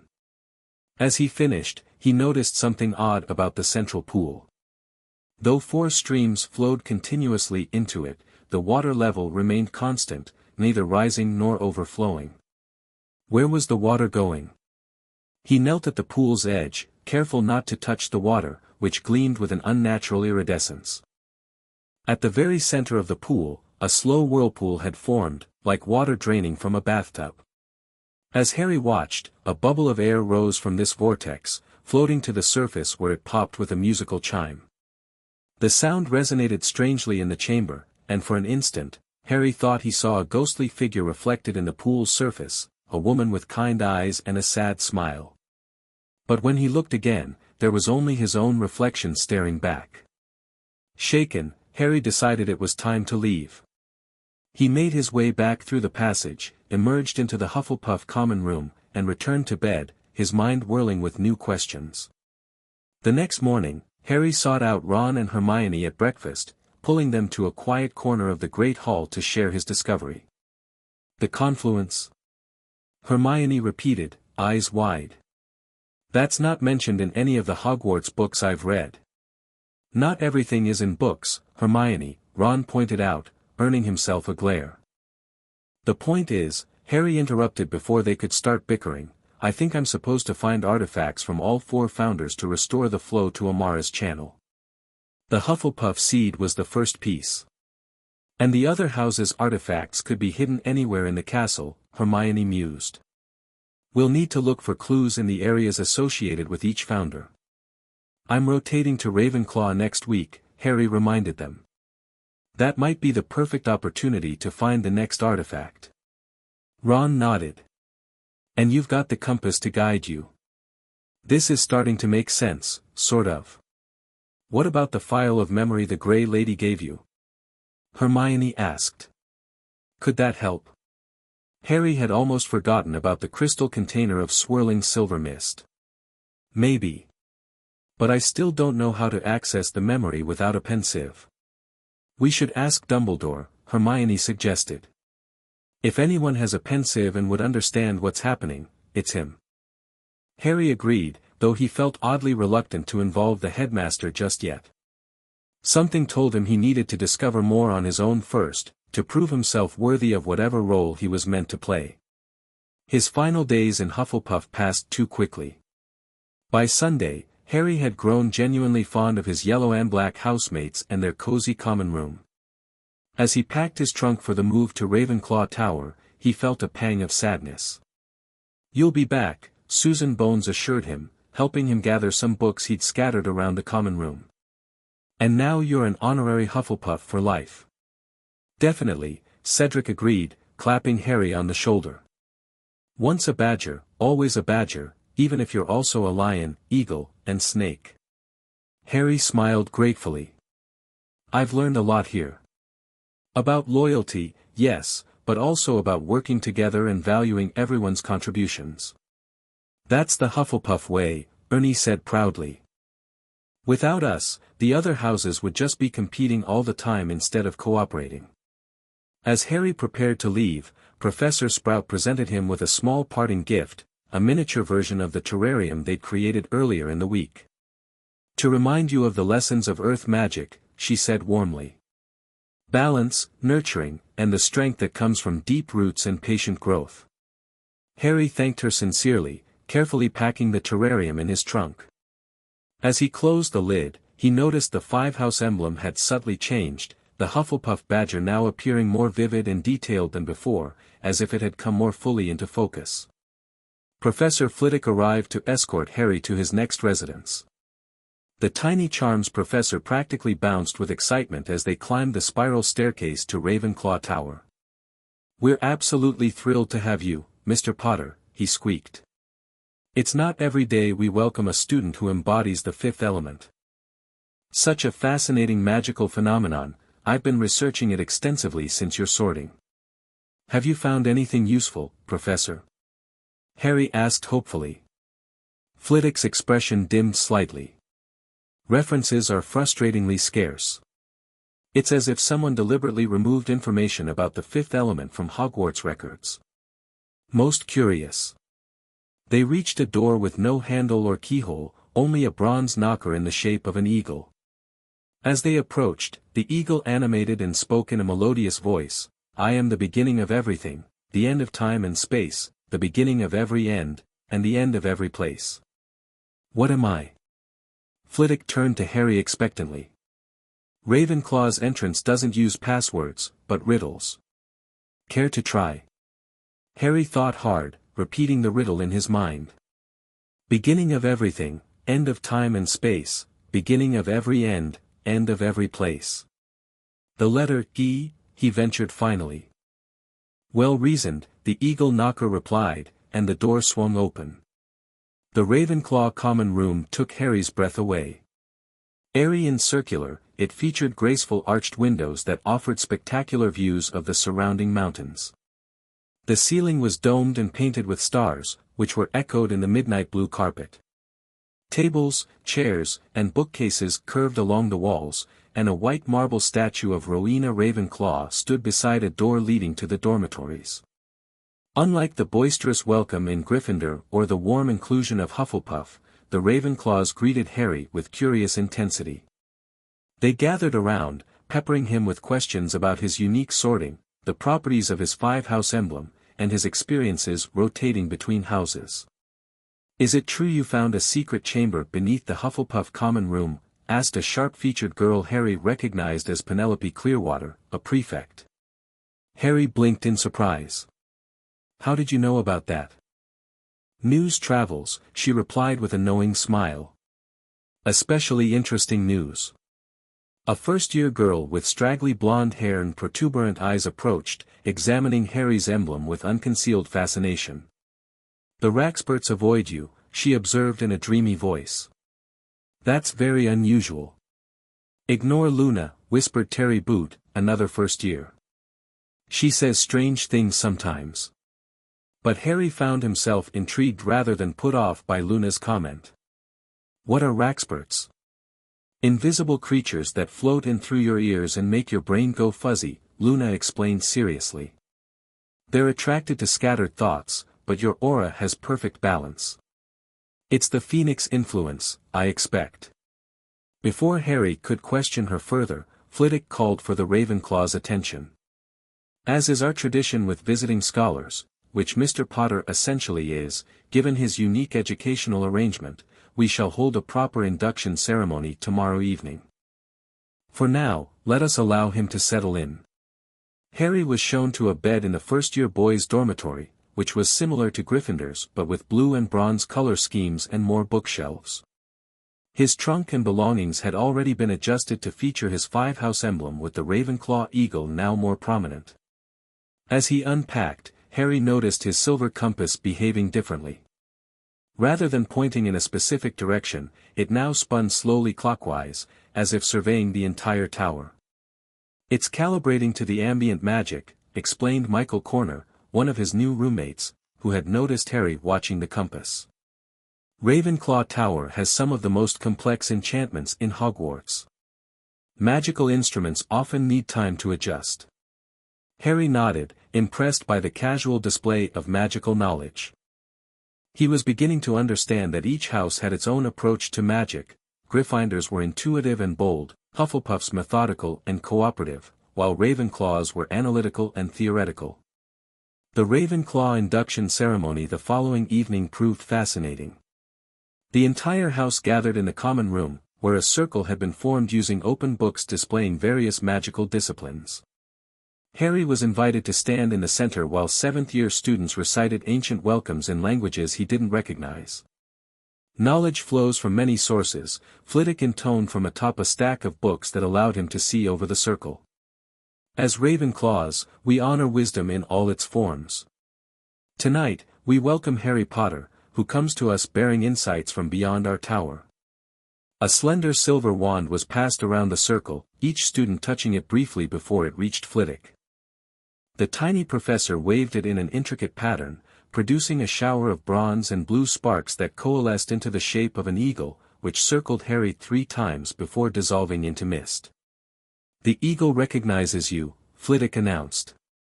"May your time in Ravenclaw sharpen your mind and expand your understanding." The ceremony concluded with what Ravenclaws apparently considered a party, discussions breaking out in every corner of the common room, some students debating magical theories while others engaged in complex magical games or demonstrations of obscure spells. Harry found himself drawn into a conversation with Luna Lovegood, the unusual first-year girl who had mentioned Raxburts. "You're looking for fragments," she said without preamble, her large silver eyes unblinking. "Pieces of something broken long ago." Harry stared at her. "How do you know that?" She shrugged. "I see patterns others miss. Like how your emblem changed after your week with the Hufflepuffs. The badger is more alive now."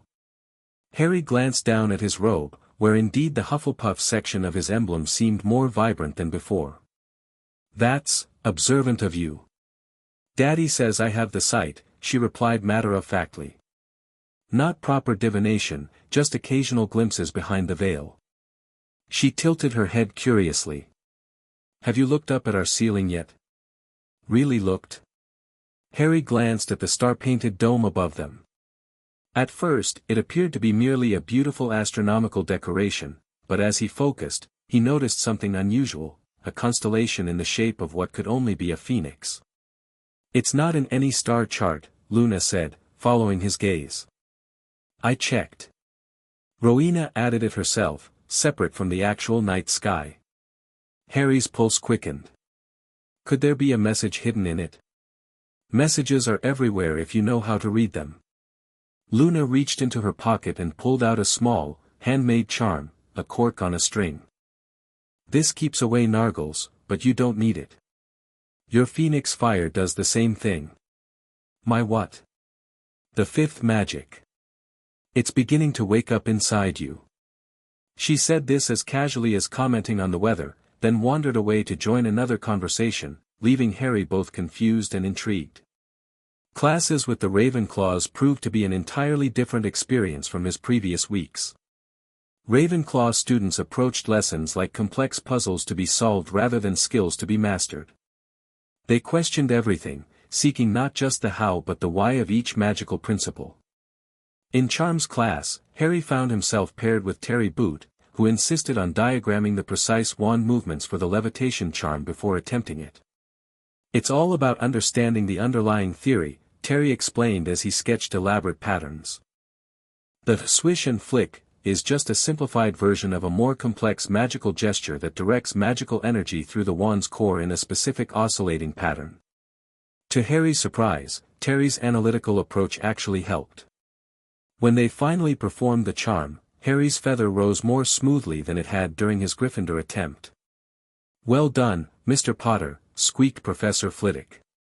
5 points to, your current residence." The Ravenclaw students took pride in Harry's success, treating it as confirmation of their methodical approach.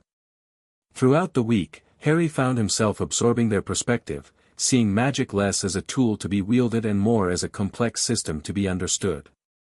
During his free time, Harry explored Ravenclaw Tower, drawn by the compass which had finally settled, pointing toward the highest level of the tower. Following its guidance, he discovered a small circular room above the main dormitories, accessible via a hidden staircase behind a bookshelf. The room appeared to be an abandoned observatory. Dust covered ancient astronomical instruments, and the ceiling was enchanted to show the night sky regardless of the time of day. In the center stood a bronze pedestal topped with what looked like a miniature model of the solar system, similar to the odd silver instruments in Dumbledore's office, but far older. Harry approached it cautiously, the compass now spinning wildly in his hand. As he drew closer, he noticed the model was incomplete, several planets appeared to be missing from their orbits.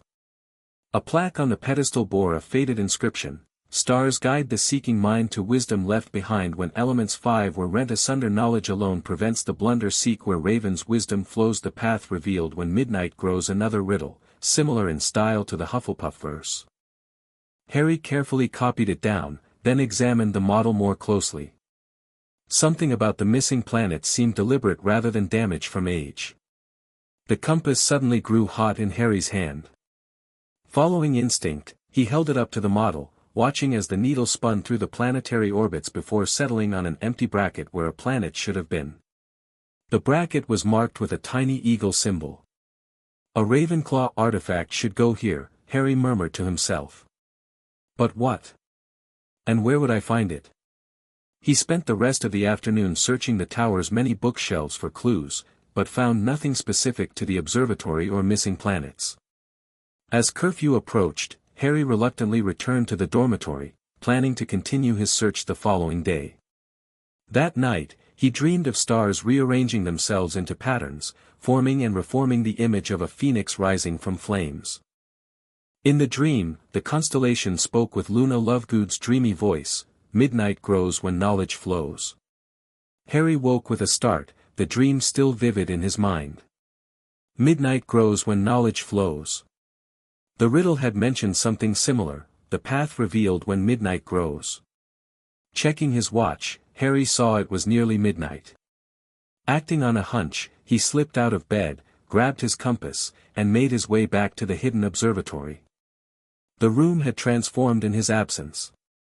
The enchanted ceiling now showed not just stars but a brilliant meteor shower, streaking silver across the magical night sky. The model at the center glowed with soft blue light, and to Harry's amazement, the missing planets had appeared, not physical objects, but ghostly projections of what should have been there. One projection in particular shone brighter than the others, a small blue sphere in the orbit where the compass had pointed earlier. As Harry watched, the projection solidified, becoming a real object, a perfect sapphire sphere etched with tiny stars and arcane symbols. Harry carefully lifted it from its bracket.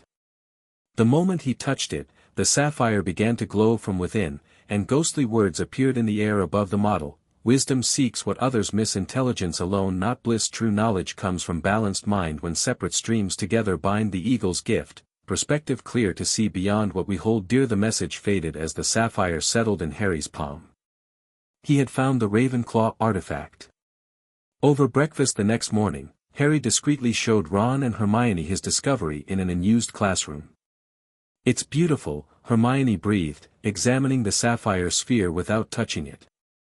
"And you say it appeared at midnight?" Harry nodded, explaining the observatory and the planetary model.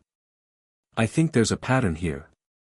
The Hufflepuff artifact was connected to growth and earth, while this one relates to stars and perspective. Elements, Ron realized. Earth for Hufflepuff, air for Ravenclaw. That would mean, fire for Gryffindor and water for Slytherin, Hermione finished. Plus whatever Amara's element was, maybe the fifth element is spirit or magic itself. Or balance, Harry suggested, remembering what the ghosts had told him. The force that binds the other four together. Hermione made notes as they talked, organizing their growing collection of clues. "So you found 2 artifacts, and you have 2 more to go before you can fully restore the flow in the confluence. And then what happens?" Ron wondered. The fifth element gets restored, and, what? You know who just gives up and goes home? I don't think it'll be that simple, Harry admitted. But the ghosts seem to believe it would help somehow in defeating him.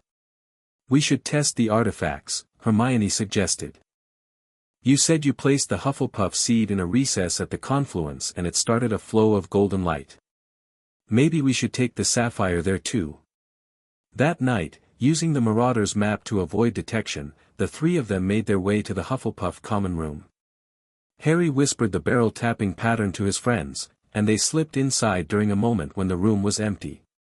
This is cozy, Ron commented, looking around appreciatively. Not as dramatic as Gryffindor Tower, but nice. Focus, Ronald, Hermione hissed. Harry, where's the entrance to the passage? Harry led them to the copper pot, pressed his emblem against it, and the hidden door appeared. They hurried through the passage and into the confluence chamber, which looked exactly as Harry had left it, for streams flowing into the central pool, with Hufflepuff's channel now partially illuminated by the golden flow. This is amazing, Hermione whispered, turning in a slow circle to take in the mosaics. A completely undocumented chamber beneath Hogwarts. Harry approached the sealed archway with its 5 recesses. The golden seed pot still sat in the Hufflepuff position, the flow of liquid sunlight unchanged. He removed the sapphire sphere from his pocket and placed it in the recess marked with Ravenclaw's eagle. Immediately, a stream of what appeared to be liquid starlight began to flow from the sphere, joining the golden Hufflepuff stream. The two magical substances intertwined but didn't mix, creating a braided effect of gold and silver blue that flowed a bit farther along the dry channel before dissipating. 2 down, 2 to go, Ron said, impressed. The channel's filling up.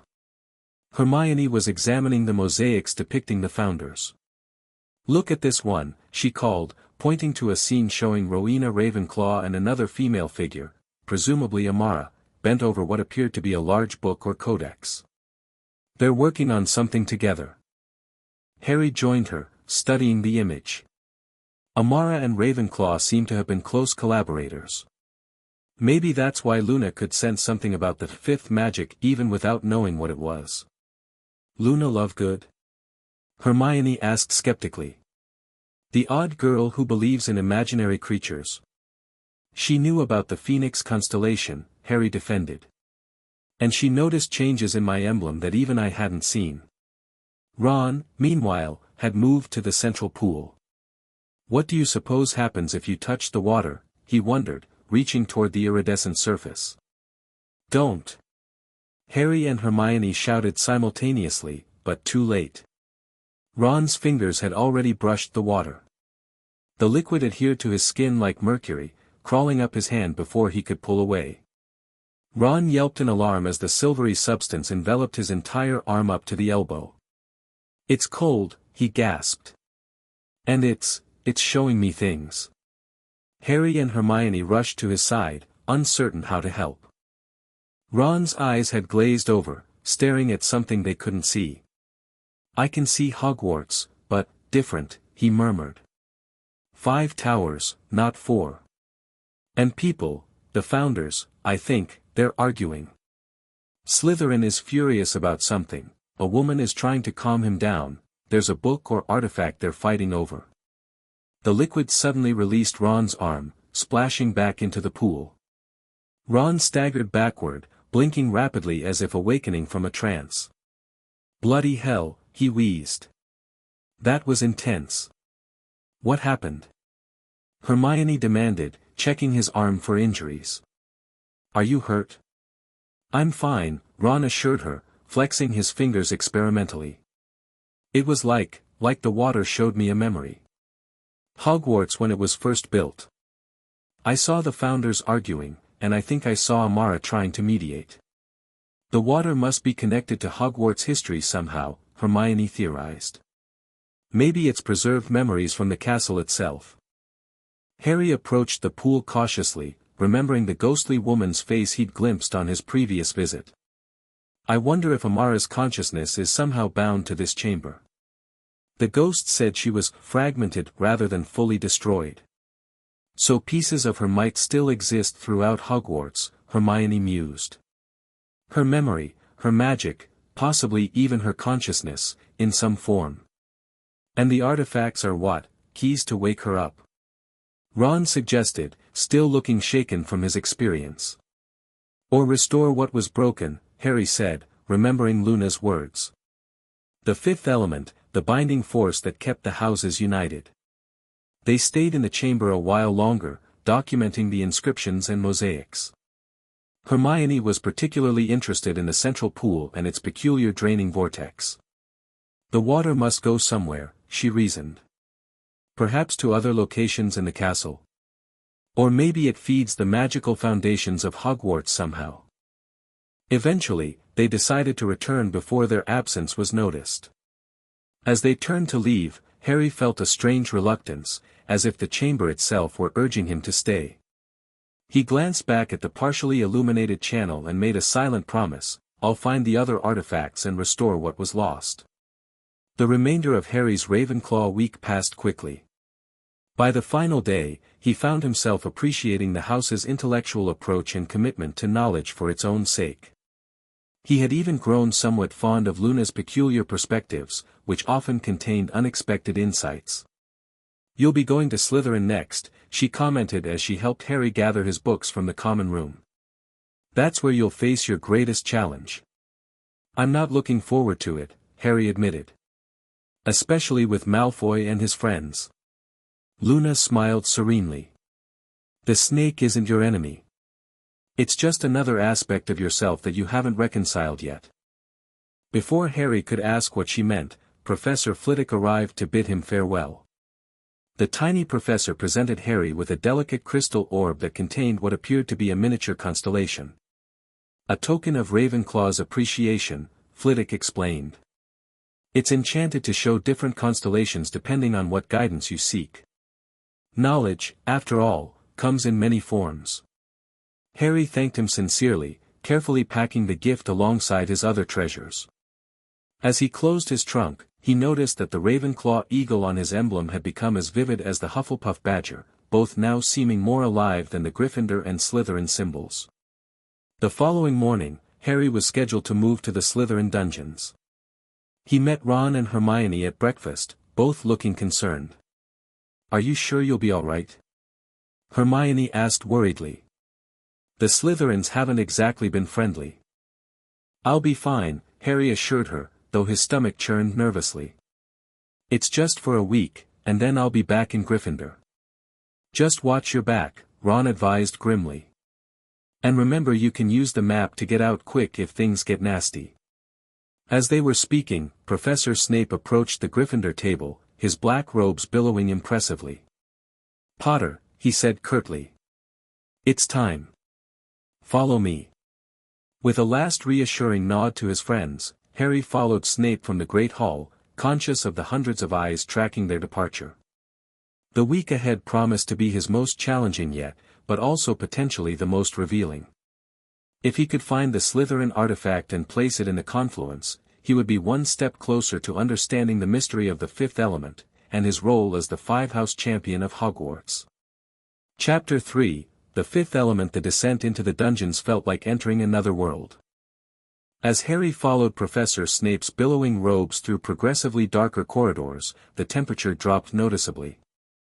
Torches cast eerie, flickering shadows on damp stone walls, and the distant sound of water, perhaps the lake above them, created an unsettling ambience. "The password is Serpent's Pride," Snape informed him as they stopped before a bare stretch of wall. "It changes fortnightly. Ensure you keep track, as no one will come searching if you find yourself locked out." The wall slid open at the password, revealing the Slytherin common room. Harry steeled himself and stepped inside, immediately struck by how different it was from his previous accommodations. Long, low-ceilinged and dungeon-like, the room was bathed in a greenish glow from lamps suspended on chains. Through windows that must have been enchanted, Harry could see into the depths of the Hogwarts lake, where occasionally a fish or what might have been a merfolk glided past. Dark leather sofas and elaborately carved chairs were arranged around tables of polished obsidian.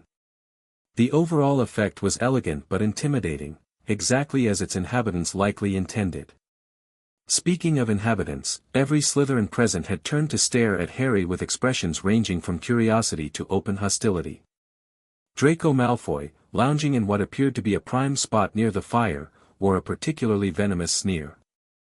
"Attention," Snape called, though it was hardly necessary given the silence that had fallen. "As you are aware, Potter will be residing in Slytherin House for the coming week as part of his unique educational arrangement." The potions master's lip curled slightly. "While here, he is to be afforded the same basic courtesies as any other Slytherin." A tall, dark-skinned boy whom Harry recognized as a prefect stepped forward. "We understand, Professor. We'll ensure he's properly accommodated." Something about the way he emphasized the last word made Harry distinctly uneasy. "See that you do, Mr. Zabini. I expect Slytherin House to maintain its dignity, regardless of the circumstances."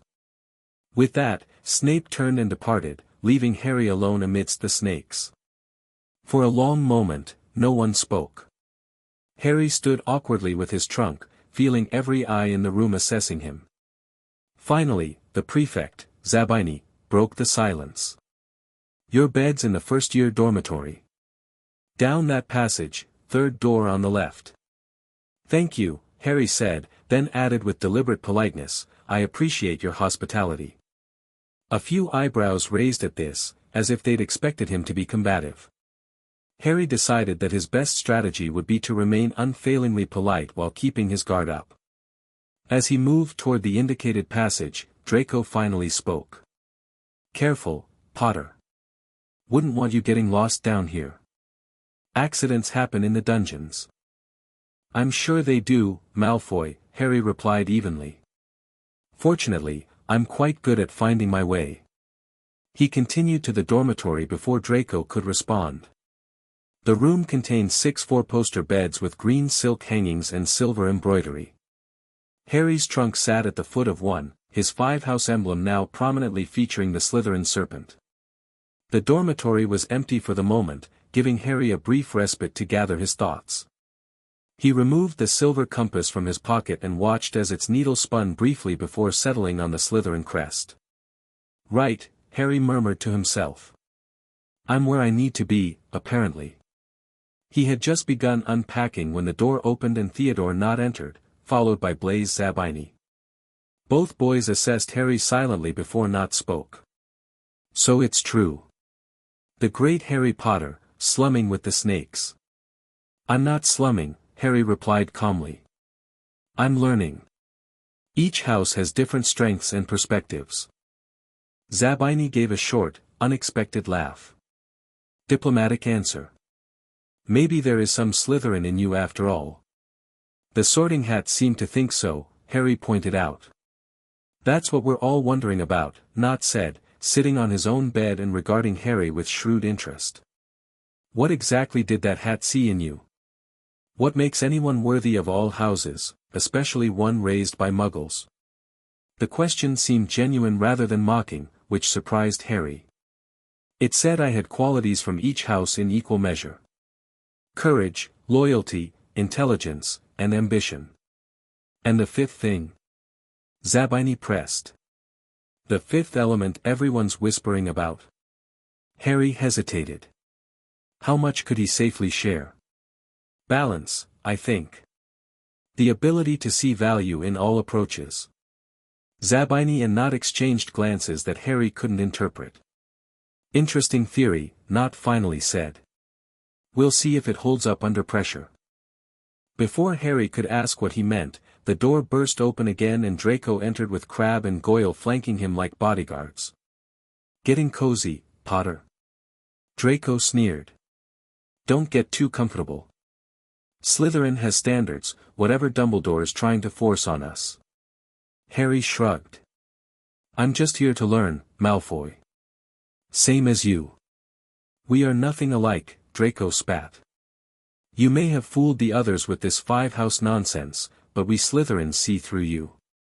You're just an ordinary half-blood with an extraordinary talent for attention-seeking." "If you say so," Harry replied mildly, returning to his unpacking.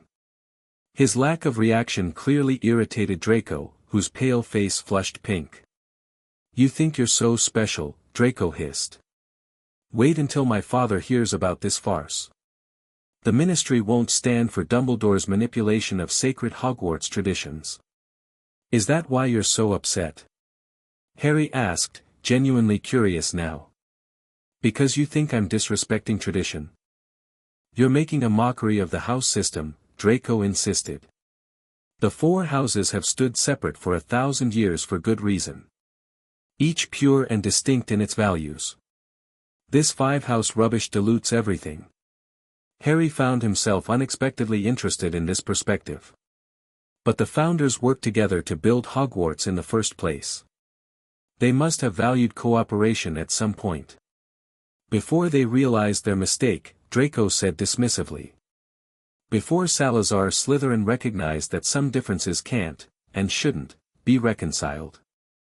The conversation was interrupted by the arrival of another first year, Millicent Bulstrode, who informed them it was time for dinner.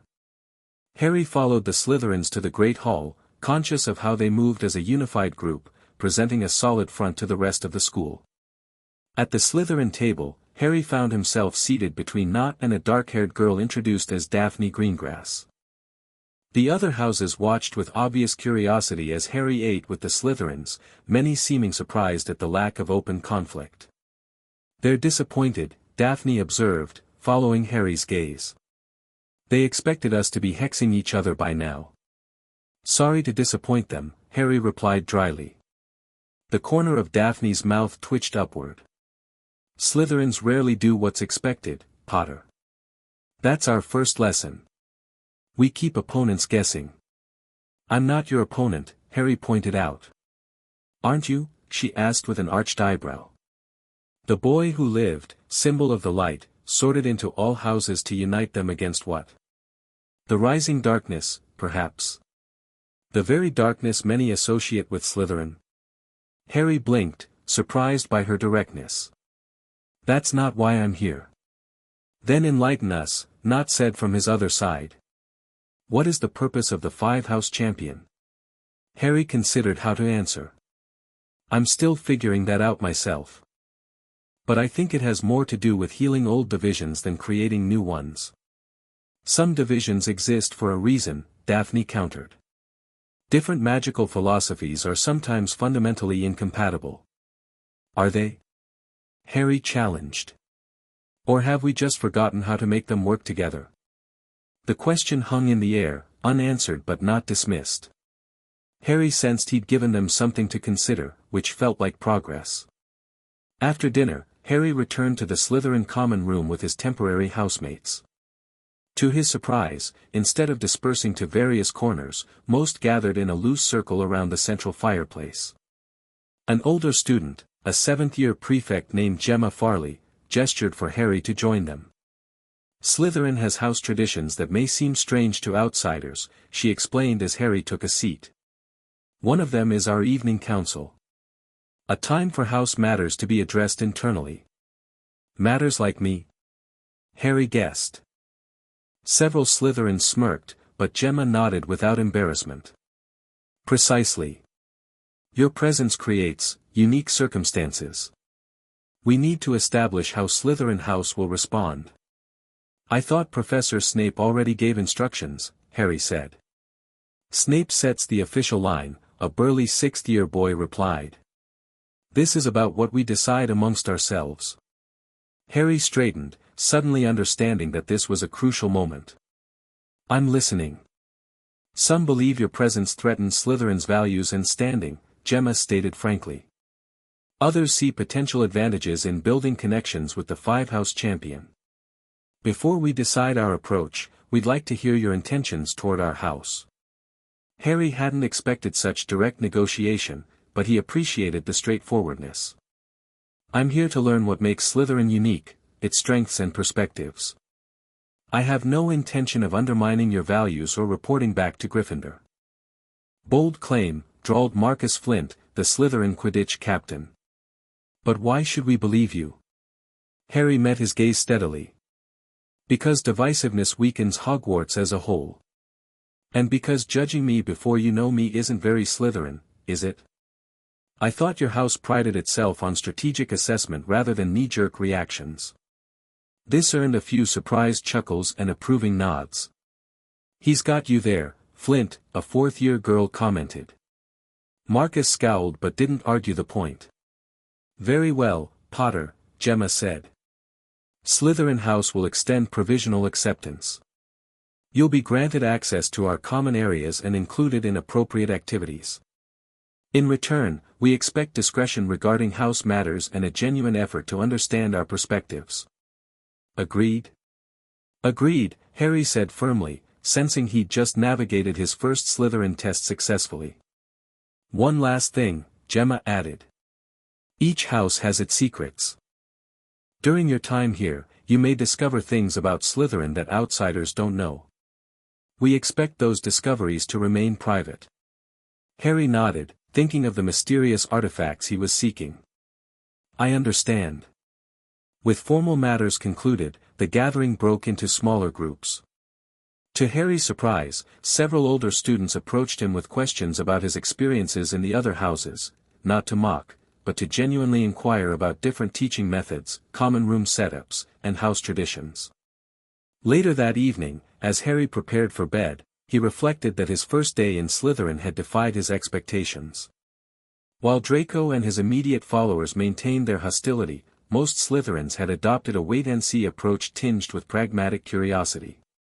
They're more complex than I thought, Harry murmured to himself as he drifted to sleep, lulled by the strange, greenish light filtering through the lake water outside the dormitory windows.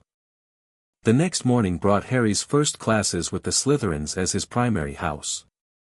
In Transfiguration, he found himself partnered with Daphne Greengrass, who approached their assignment with methodical precision. Slytherins value efficiency, she explained as they worked on transforming beetles into buttons. Maximum effect for minimum effort. That sounds almost lazy, Harry observed. Daphne smiled thinly. Gryffindors might see it that way. We call it strategic resource allocation. Why waste energy when precision achieves better results? Harry had to admit her technique was effective. Where he had been trying to force the transformation through sheer determination, the Gryffindor approach, Daphne's measured, economical wand movements produced perfect results with apparent ease. It's about intention over exertion, she advised, correcting his grip. Visualize exactly what you want, then execute with precision. Following her guidance, Harry successfully produced a perfect button on his next attempt. Well done, Mr. Potter, Professor McGonagall remarked, passing their desk. It seems you're adapting well to Slytherin's approach. Throughout the day, Harry noticed other subtle differences in how Slytherins approached magic. They were less openly competitive than Gryffindors, but more privately ambitious. They collaborated selectively rather than broadly like Hufflepuffs. And while they valued knowledge like Ravenclaws, they focused on practical applications over theoretical understanding. During potions class, Harry experienced another surprise. Snape, who had been openly hostile during his Gryffindor weeks, now treated him with cool neutrality. While not exactly friendly, the professor refrained from his usual cutting remarks and even acknowledged Harry's improved potion with a curt nod.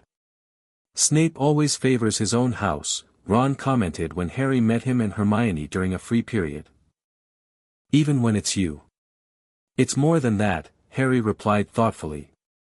The Slytherins have a different dynamic than I expected. There's this understanding among them. Like they're all part of something larger. House unity, Hermione suggested.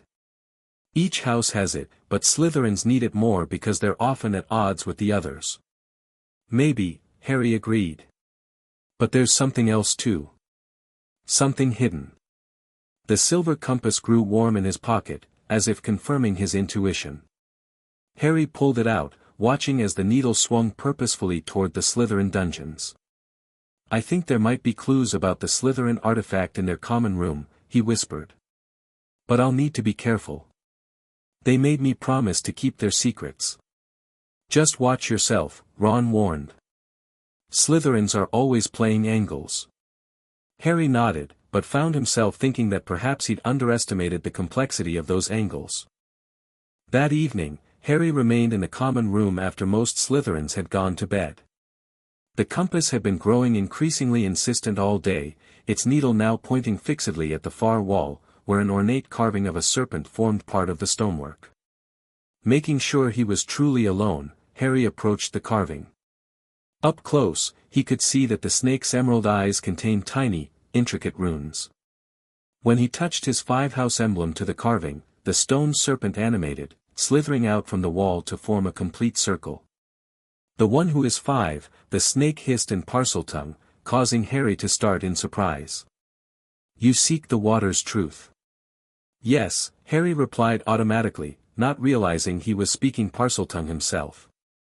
The stone snake regarded him for a long moment, then said, "What flows can also trap. What drowns can also preserve.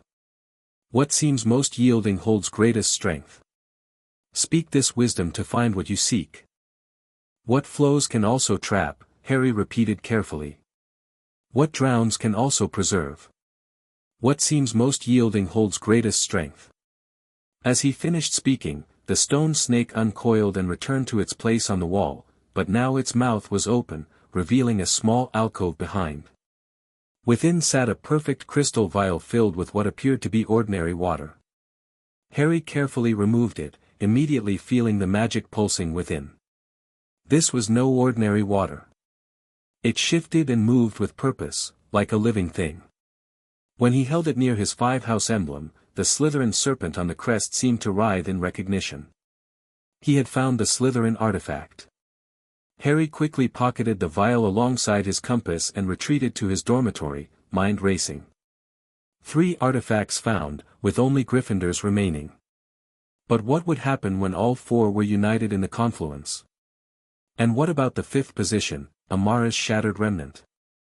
The next morning, Harry managed to send a coded message to Ron and Hermione, arranging to meet them during lunch in an unused classroom.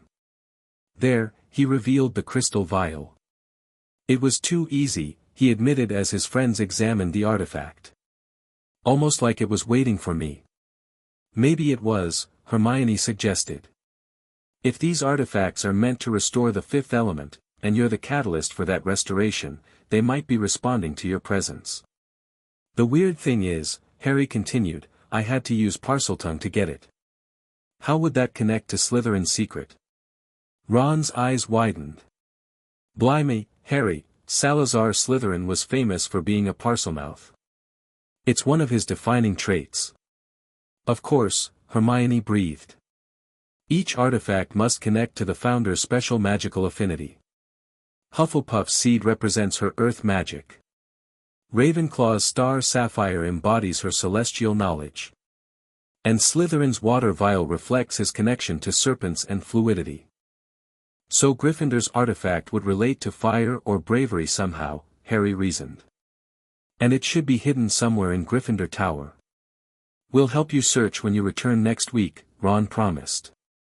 "Meanwhile, what are you going to do with the water vial?" "Take it to the confluence, like the others," Harry decided. "But I'll wait until I can get away safely. The Slytherins are watching me pretty closely." Returning to the Slytherin common room, Harry found Daphne Greengrass waiting for him, a knowing look in her eyes. "Consorting with Gryffindors, Potter?" she asked mildly. "Not very discreet." Harry tensed. "They're my friends." "Relax," she said, waving a dismissive hand. "I'm not here to scold you. Quite the opposite, in fact." She leaned closer, lowering her voice. "I know what you're looking for. The water's truth. Salazar's vessel." Harry stared at her, momentarily speechless. "How?" "My family has been in Slytherin for generations," she explained. "We keep certain historical knowledge, including legends about artifacts the founders concealed throughout Hogwarts." "Then you know about the 5th element? The binding force?" "Yes, though it's spoken of only in whispers, even among the oldest Slytherin families." Daphne's expression grew more serious. "What you may not know is that not everyone wants it restored. Because of Voldemort, Harry said, ignoring her flinch at the name. She recovered quickly. Partly. But it's more complex than light versus dark. Some believe the house divisions serve a purpose, that they prevent magical dilution and preserve specialized knowledge that might otherwise be lost. And what do you believe? Harry asked. Daphne considered him for a long moment. I believe balance has its merits. But I also believe change should come carefully, with understanding of what might be lost. That sounds very Slytherin, Harry observed. It is, she agreed. Just as charging ahead without looking would be very Gryffindor.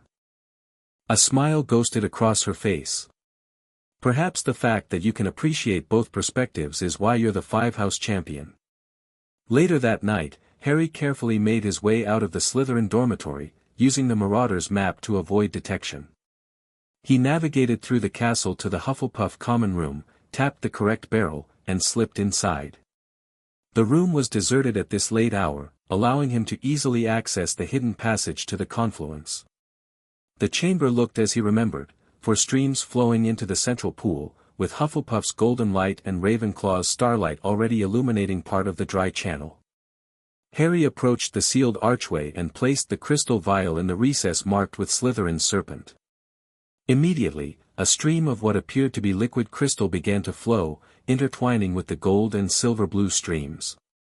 The three magical substances braided together, flowing farther along the channel before dissipating. 3 down, 1 to go, Harry murmured, satisfaction mixing with anticipation. As he turned to leave, he noticed something different about the central pool. The whirlpool at its center had grown larger, and the iridescent surface rippled with increased energy. Curious, Harry knelt beside it, careful not to touch the water after Ron's experience. The surface of the pool shimmered, then resolved into a reflection, but not of Harry. Instead, he saw a woman's face, serene and sad, her features indistinct yet somehow familiar. Amara? Harry whispered. The reflection's lips moved, though no sound emerged. Harry leaned closer, trying to make out what she was trying to communicate. As he did, the pool's surface rose up like a pillar of water, stopping inches from his face. Within the column, the woman's features became clearer, kind eyes, a determined set to her mouth, hair that seemed to shift between all house colors and none. The circle nears completion, a voice whispered directly into Harry's mind. But beware. The enemy stirs. He senses the awakening. Voldemort? Harry asked. Is he trying to stop the restoration? The Dark Lord is but a symptom, the watery apparition replied. The true enemy is division itself. Find the final key. Unite what was broken. The time grows short. The water column collapsed back into the pool with a musical splash, leaving Harry alone with more questions than answers. The rest of Harry's Slytherin week passed in a blur of classes, careful observations, and unexpected insights. Despite his initial trepidation, he found himself appreciating certain aspects of Slytherin culture, their commitment to excellence, their pragmatic approach to problems, and their strong sense of house identity. Even Draco Malfoy had moderated his hostility somewhat, moving from open antagonism to grudging coexistence. Harry suspected this had less to do with personal growth and more with the fact that other Slytherins had accepted Harry's presence, making Draco's continued attack seem petty rather than principled. By Sunday evening, as Harry packed his trunk for the return to Gryffindor Tower, he realized that his Slytherin emblem had become as vivid as Hufflepuff and Ravenclaw, leaving only Gryffindor faded.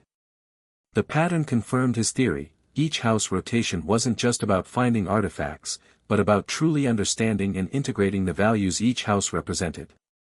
Professor McGonagall arrived to escort him back to Gryffindor Tower, her eyebrows rising slightly at the relatively cordial farewells from several Slytherins. I see you've managed to build bridges even here, she observed as they climbed the stairs from the dungeons. They're not what I expected, Harry admitted. There's more to Slytherin than ambition and blood purity. Indeed, McGonagall agreed. Perhaps that's the most important lesson of your rotations, Mr. Potter. That each house contains multitudes beyond its stereotypes. When they reached the portrait of the fat lady, Harry was surprised to find a welcoming committee waiting, not just his fellow Gryffindors, but students from Hufflepuff and Ravenclaw as well. "We thought you might need rescuing after a week with the snakes," Fred Weasley explained with a grin. "So we organized a proper welcome back," George added, gesturing to the impromptu feast laid out in the common room. Harry was touched by the gesture, though part of him noted the irony. This very division between houses was what he was supposedly working to heal. Still, he gratefully accepted the welcome, spending the evening recounting, carefully edited, tales of his time in Slytherin. Later that night, after most students had gone to bed, Harry sat before the Gryffindor fireplace with Ron and Hermione, discussing his next steps. "The Gryffindor artifact has to be hidden somewhere in the tower," Hermione reasoned. "Probably responding to bravery or fire magic somehow." "The compass should help," Ron added. "It led you to the others, right?" Harry nodded, removing the silver instrument from his pocket. The needle spun briefly before pointing directly at the fireplace. "Looks like we're on the right track."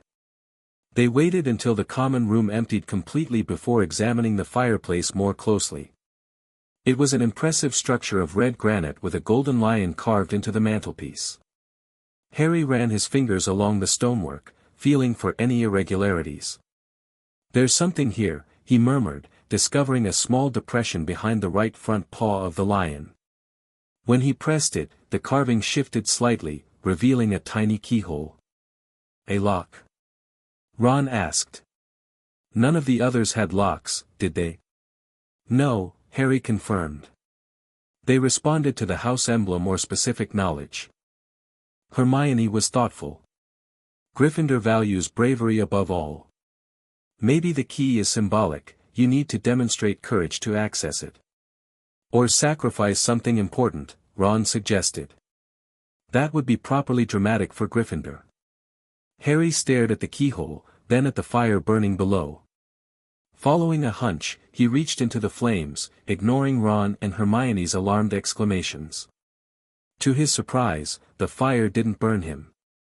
Instead, it swirled around his hand like a living thing, warm but not painful. Within the flames, Harry felt something solid, a small, metallic object. He closed his fingers around it and withdrew his hand. In his palm sat a tiny golden key, glowing with inner fire. "Brilliant, Harry." Ron breathed. "How did you know?" "Gryffindors rush in," Harry said with a small smile. "Sometimes it works out." He carefully inserted the key into the lock. With a soft click, a section of the fireplace swung inward, revealing a small chamber containing a brilliant ruby sphere that pulsed like a beating heart. "The fire's courage," Harry said, somehow knowing its name. "Godric's heart."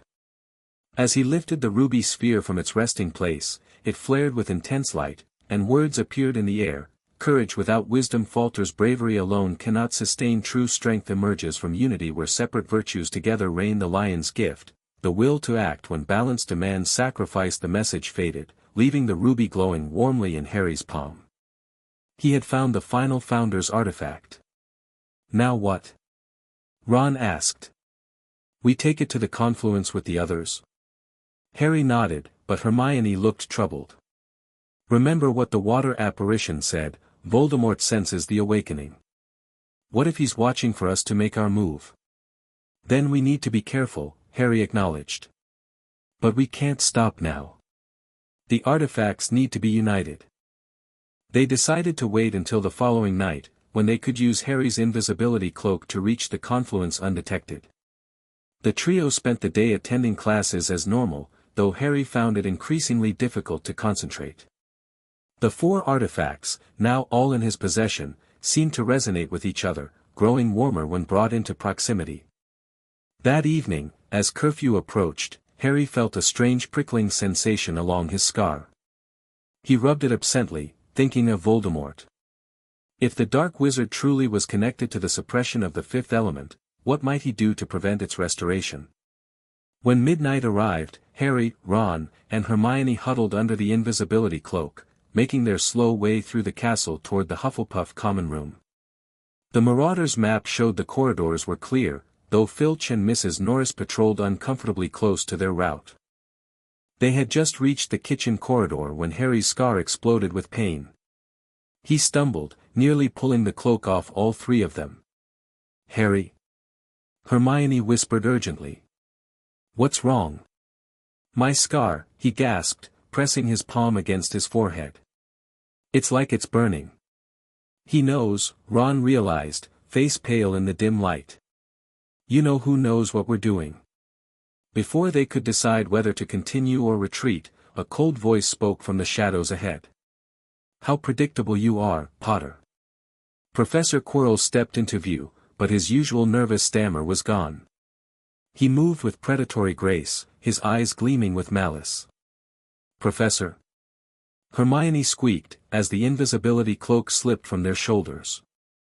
"Not quite," Quirrell replied with a smile that never reached his eyes. "Or rather, not only." He reached up and began unwinding his ever-present turban. As the purple fabric fell away, Harry, Ron, and Hermione gasped in horror. Protruding from the back of Quirrell's head was another face, chalk white with glaring red eyes and slits for nostrils, like a snake. "Voldemort," Harry whispered, his scar searing with white-hot pain. "Yes," the terrible face hissed. "See what I have become, Potter. Mere shadow and vapor, forced to share another's body. But soon, once I prevent your meddling with forces beyond your understanding, I shall have a body of my own once more." The artifacts, Harry realized. "You don't want the fifth element restored." "Such a clever boy," Voldemort mocked.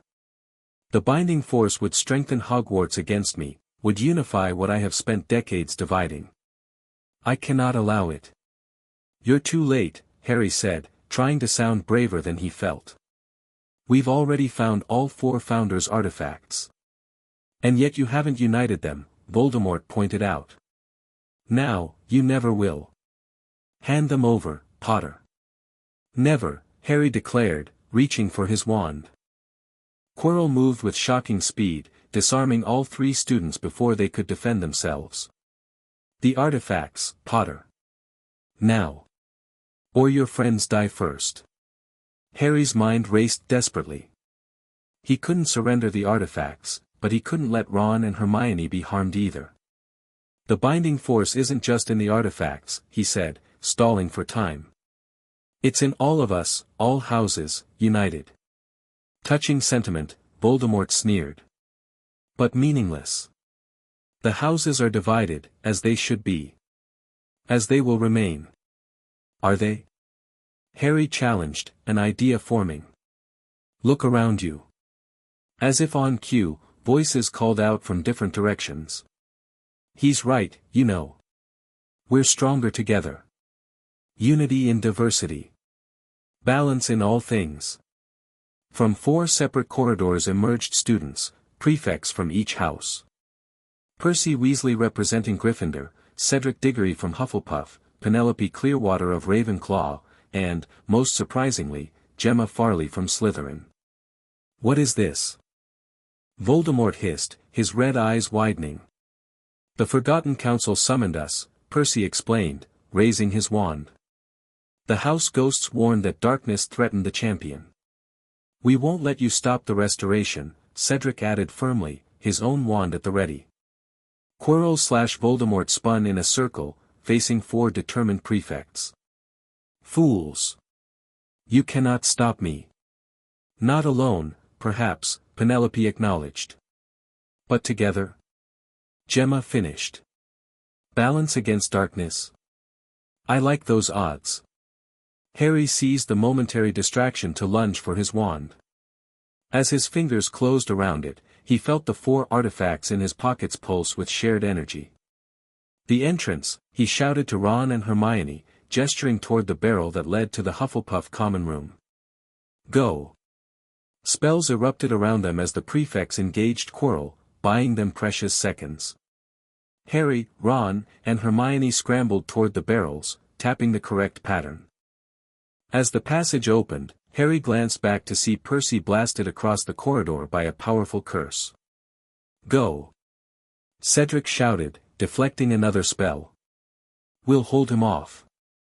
The trio tumbled into the Hufflepuff common room and raced for the hidden entrance to the confluence. Behind them, they could hear the sounds of battle as Quirrell pursued, the prefect still fighting valiantly to slow him down. They reached the copper pot, Harry pressed his emblem against it, and the passage appeared. They ducked through, hearing Quirrell's enraged shout as he entered the common room behind them. "Keep going," Harry urged as they sprinted down the fungus-lit tunnel. "We need to reach the confluence before he catches us." The passage seemed longer than Harry remembered, each bend revealing another stretch of tunnel. Finally, they burst into the domed chamber with its 4 flowing streams and central pool. "The artifacts!" Hermione gasped. "Place them in their recesses." Harry rushed to the sealed archway. The Hufflepuff seed pot and Ravenclaw star sapphire remained in their positions, their streams of golden and silver-blue light still flowing. He quickly placed the Slytherin water vial and the Gryffindor ruby sphere in their respective recesses. Immediately, 2 new streams began to flow, crystal-clear water from the vial and brilliant crimson fire from the ruby.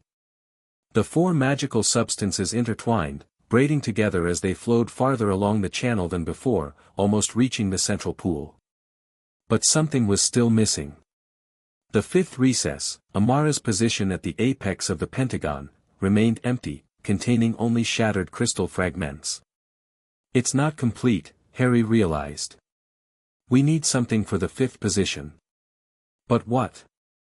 Ron asked desperately. "We found all the Founder's artifacts."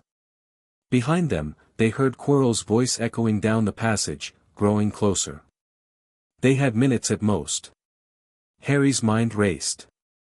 What could serve as Amara's artifact? Then he remembered, the crystal phial the Grey Lady had given him, containing what she'd called a fragment of Amara's memory. The memory! Harry exclaimed, pulling out the small phial of swirling silver mist. This must be it. Hermione looked uncertain.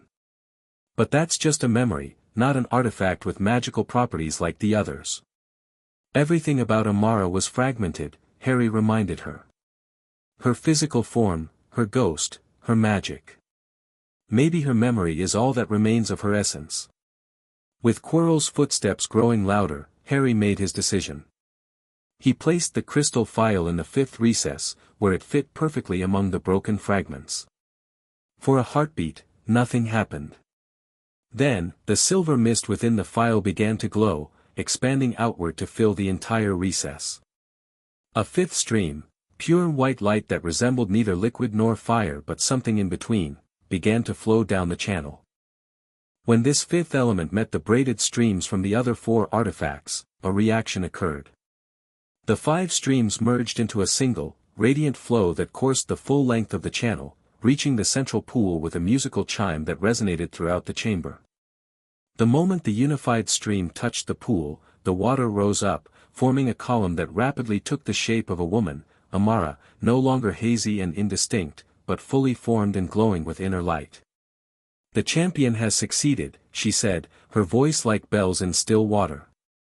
"The 5th element returns to Hogwarts." "Not if I can help it."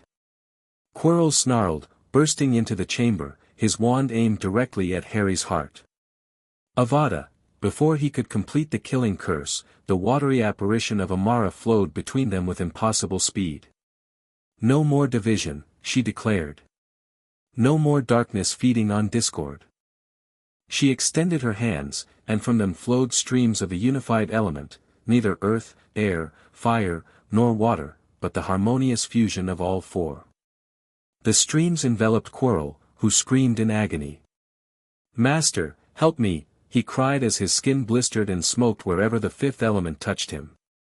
"It burns." Voldemort's face hissed from the back of Quirrell's head. "This body is useless. Abandon it." A terrible wrenching sound filled the chamber as a dark, smoky essence tore itself free from Quirrell's collapsing body. The shadow that was Voldemort hovered for a moment, its red eyes fixed hatefully on Harry. This changes nothing, Potter, it hissed. I will return. And when I do, not even your precious harmony will save you. The shadow streaked away, passing through the chamber walls and vanishing into the night. Quirrell's body lay motionless on the floor, empty and still. Is he? Ron whispered, horrified. His body could not survive the separation, Amara's apparition explained sadly. Voldemort consumed his life force in his escape. Harry stared at the fallen professor, a mixture of shock, relief, and grief washing over him. We never meant for anyone to die. Death came to him the moment he allowed Voldemort to possess him, Amara said gently. You are not responsible, Harry Potter. She turned to face the three students fully, her expression solemn yet kind. The fifth element has begun its restoration, but the work is far from complete. The divisions between houses run deep, the product of centuries of separation. Healing will take time. But we've started the process, Hermione said. The prefects from all houses came together to help us. Amara nodded approvingly. The first ripples of change. But Voldemort will return, more determined than ever to prevent complete restoration. The battle lines are drawn. What happens now? Harry asked, glancing at the unified stream still flowing into the central pool. With the fifth element restored, what changes? Look at your emblem, champion, Amara instructed. Harry glanced down at his five-house crest. To his amazement, all five symbols now glowed with equal vibrancy, the lion, badger, eagle, and serpent forming a perfect circle around the white phoenix at the center. The balance begins within you, Amara explained. You have truly integrated the virtues of all houses, understanding their strengths and limitations. Now you must help others do the same. How? Harry asked, feeling the weight of responsibility settling on his shoulders. Amara smiled, her form beginning to shimmer and fade. By being who you are, Harry Potter. The five-house champion. The living embodiment of harmony between different magical traditions. Her voice grew fainter. I cannot remain fully manifested yet, my essence is still recovering from centuries of fragmentation. But I will be here, within Hogwarts, growing stronger as unity grows. Will we see you again? Hermione asked. In time, Amara promised, now little more than a glowing outline above the pool. When the next crisis comes, and it will come, I shall aid you as I can. Until then, remember, 5 becomes 1 when hearts unite. With those words, she dissolved back into the pool, leaving behind only a faint, iridescent glow in the water. The three friends stood in silence for a long moment, processing everything that had happened. Finally, Ron spoke. We should get help, for Quirrell. Hermione nodded. I'll go find Professor Dumbledore. You two stay here. As she hurried from the chamber, Harry approached the central pool once more. The unified stream continued to flow, the 5 elements perfectly balanced and harmonized. He could feel the magic in the air, different from before, richer somehow, as if the very foundations of Hogwarts were strengthening. It's really happening, he said quietly. The restoration. Ron joined him at the pool's edge. So what does this mean for you, Harry? Do you go back to just being a Gryffindor now? Harry considered this. I don't think so. Amara called me the living embodiment of harmony between magical traditions. I think I'm still the 5-house champion. Well, at least you've got nice dormitories in every house now, Ron joked weakly, clearly trying to lighten the mood despite the dead professor lying nearby. Harry managed a small smile in return, appreciating his friend's effort. True. And friends in every house too. Even Slytherin? Ron asked skeptically. Even Slytherin, Harry confirmed. They're not what we thought, Ron. None of the houses are just their stereotypes. Before Ron could respond, the chamber filled with light as Dumbledore arrived, accompanied by Professors McGonagall, Sprout, Flitwick, and Snape, the heads of all 4 houses. They took in the scene quickly, the flowing 5th element, Quirrell's body, the two boys standing by the pool. "I see you have succeeded beyond expectation, Harry," Dumbledore said, his eyes twinkling despite the gravity of the situation. "The fifth element flows once more." "You knew," Harry realized. "All this time, you knew what the Sorting Hat had set in motion." "I suspected," Dumbledore corrected gently. "The hat has its own ancient wisdom. When it named you the Five-House Champion, I recognized the significance, though even I did not know precisely what would unfold." "Albus, is that?" McGonagall gasped, noticing Quirrell's body. "I'm afraid Professor Quirrell has met a most unfortunate end," Dumbledore said grimly. "Harry, perhaps you could explain what occurred here tonight."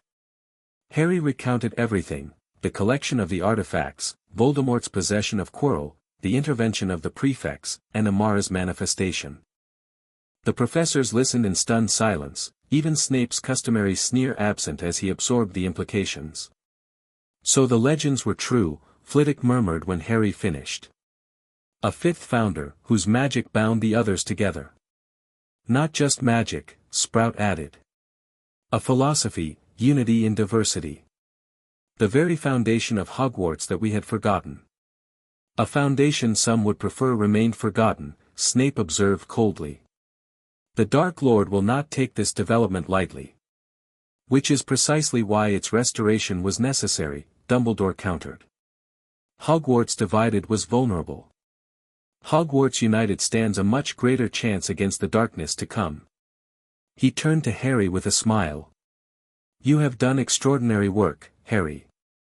Thanks to you, Hogwarts begins a new chapter, or perhaps, returns to its original vision." "What happens to me now?" Harry asked. "Do I continue rotating between houses?" "I believe that would be wise," Dumbledore affirmed. "You are uniquely positioned to strengthen the bonds forming between houses. The fifth house, Amara's legacy, exists not as a separate entity, but as the binding force between the four. You embody that connection." In the days that followed, the truth about Quirrell and Voldemort was revealed to the school, along with a carefully edited version of Harry's role in thwarting their plans. The full story of Amara and the fifth element remained known only to a select few, though rumors abounded. Most significantly, subtle changes began appearing throughout Hogwarts. The house tables in the Great Hall, previously rigidly separated, somehow seemed less fixed in their positions. Students increasingly sat with friends from other houses during meals. The competition for house points remained, but with a new emphasis on inter-house cooperation projects that could earn bonus points. The most visible change appeared above the staff table, where previously only the four house banners had hung. A fifth now joined them in the center, a white phoenix rising from silver flames against a background that shifted through all house colors. "The symbol of harmony," Hermione explained to anyone who asked. "The fifth element that binds the other four." Harry continued his rotation through the houses, now welcomed in each common room as both a member of that house and something more, a bridge between traditions. The Five-House Champion had found his purpose, not in choosing one path over others, but in showing how all paths could strengthen each other when properly balanced. On the final evening of term, Harry stood on the astronomy tower, looking out over the grounds of Hogwarts. The silver compass rested in his palm, its needle spinning freely before settling on the phoenix at its center. "Finding your way?" asked a familiar voice. Harry turned to see Dumbledore approaching, his silver beard gleaming in the moonlight. "I think so," Harry replied honestly. "Though the path isn't always clear." "The best paths rarely are," Dumbledore said with a smile. "That's what makes them worth walking." They stood in comfortable silence for a moment, gazing at the stars. "Professor," Harry finally asked, "did you know this would happen when you sent me the compass? Did you guess what the Sorting Hat had set in motion?" Dumbledore's eyes twinkled. "Let's just say I recognized the signs of an old prophecy stirring to life. The Five-House Champion was foretold long ago, though the details were lost to time. When the Sorting Hat identified you as such, I merely provided tools that might help you fulfill that role. The compass. The guest room that first night. The rotational schedule. Small aids for an extraordinary journey, Dumbledore acknowledged. But the discovery of the artifacts, the restoration of the fifth element, those achievements are entirely yours, Harry. And your friends, of course, he added with a knowing smile. Harry nodded, thinking of Ron and Hermione's unwavering support, of the prefects who had come to their defense, of Luna's insights and Daphne's unexpected assistance. Voldemort will be back, he said quietly. He said so himself. Indeed he will, Dumbledore agreed, his expression growing serious. And when he returns, he will face not just you, Harry, but a Hogwarts strengthened by the very unity he despises. The fifth element flows once more, reinforcing the castle's deepest magics, healing ancient divides. Not completely healed, Harry pointed out. There's still rivalry between houses. Healthy competition is not division, Dumbledore corrected gently. The founders never intended their houses to be enemies, merely different paths toward the same goal. That understanding is returning, thanks to you. As if to illustrate his point, laughter drifted up from the grounds below. A mixed group of students from all houses sat by the lake, enjoying the mild summer evening together. Among them, Harry recognized faces that would have never associated with each other mere months ago. Small beginnings, Dumbledore observed. But significant ones. Harry fingered his five-house emblem, the phoenix at its center catching the starlight. 5 becomes 1 when hearts unite, he murmured, remembering Amara's words. A profound truth, Dumbledore agreed. And the greatest magic of all. As they made their way back inside, Harry felt a deep certainty settle within him. Whatever challenges lay ahead, Voldemort's return, the continued resistance to unity, the mysteries still unsolved, he would face them not alone, but strengthened by all that made Hogwarts whole. Courage, loyalty, wisdom, ambition, and the harmony that bound them together, the perfect balance of the five-house champion. The end. Thank you for watching this video. Please be sure to subscribe to our channel and like this video.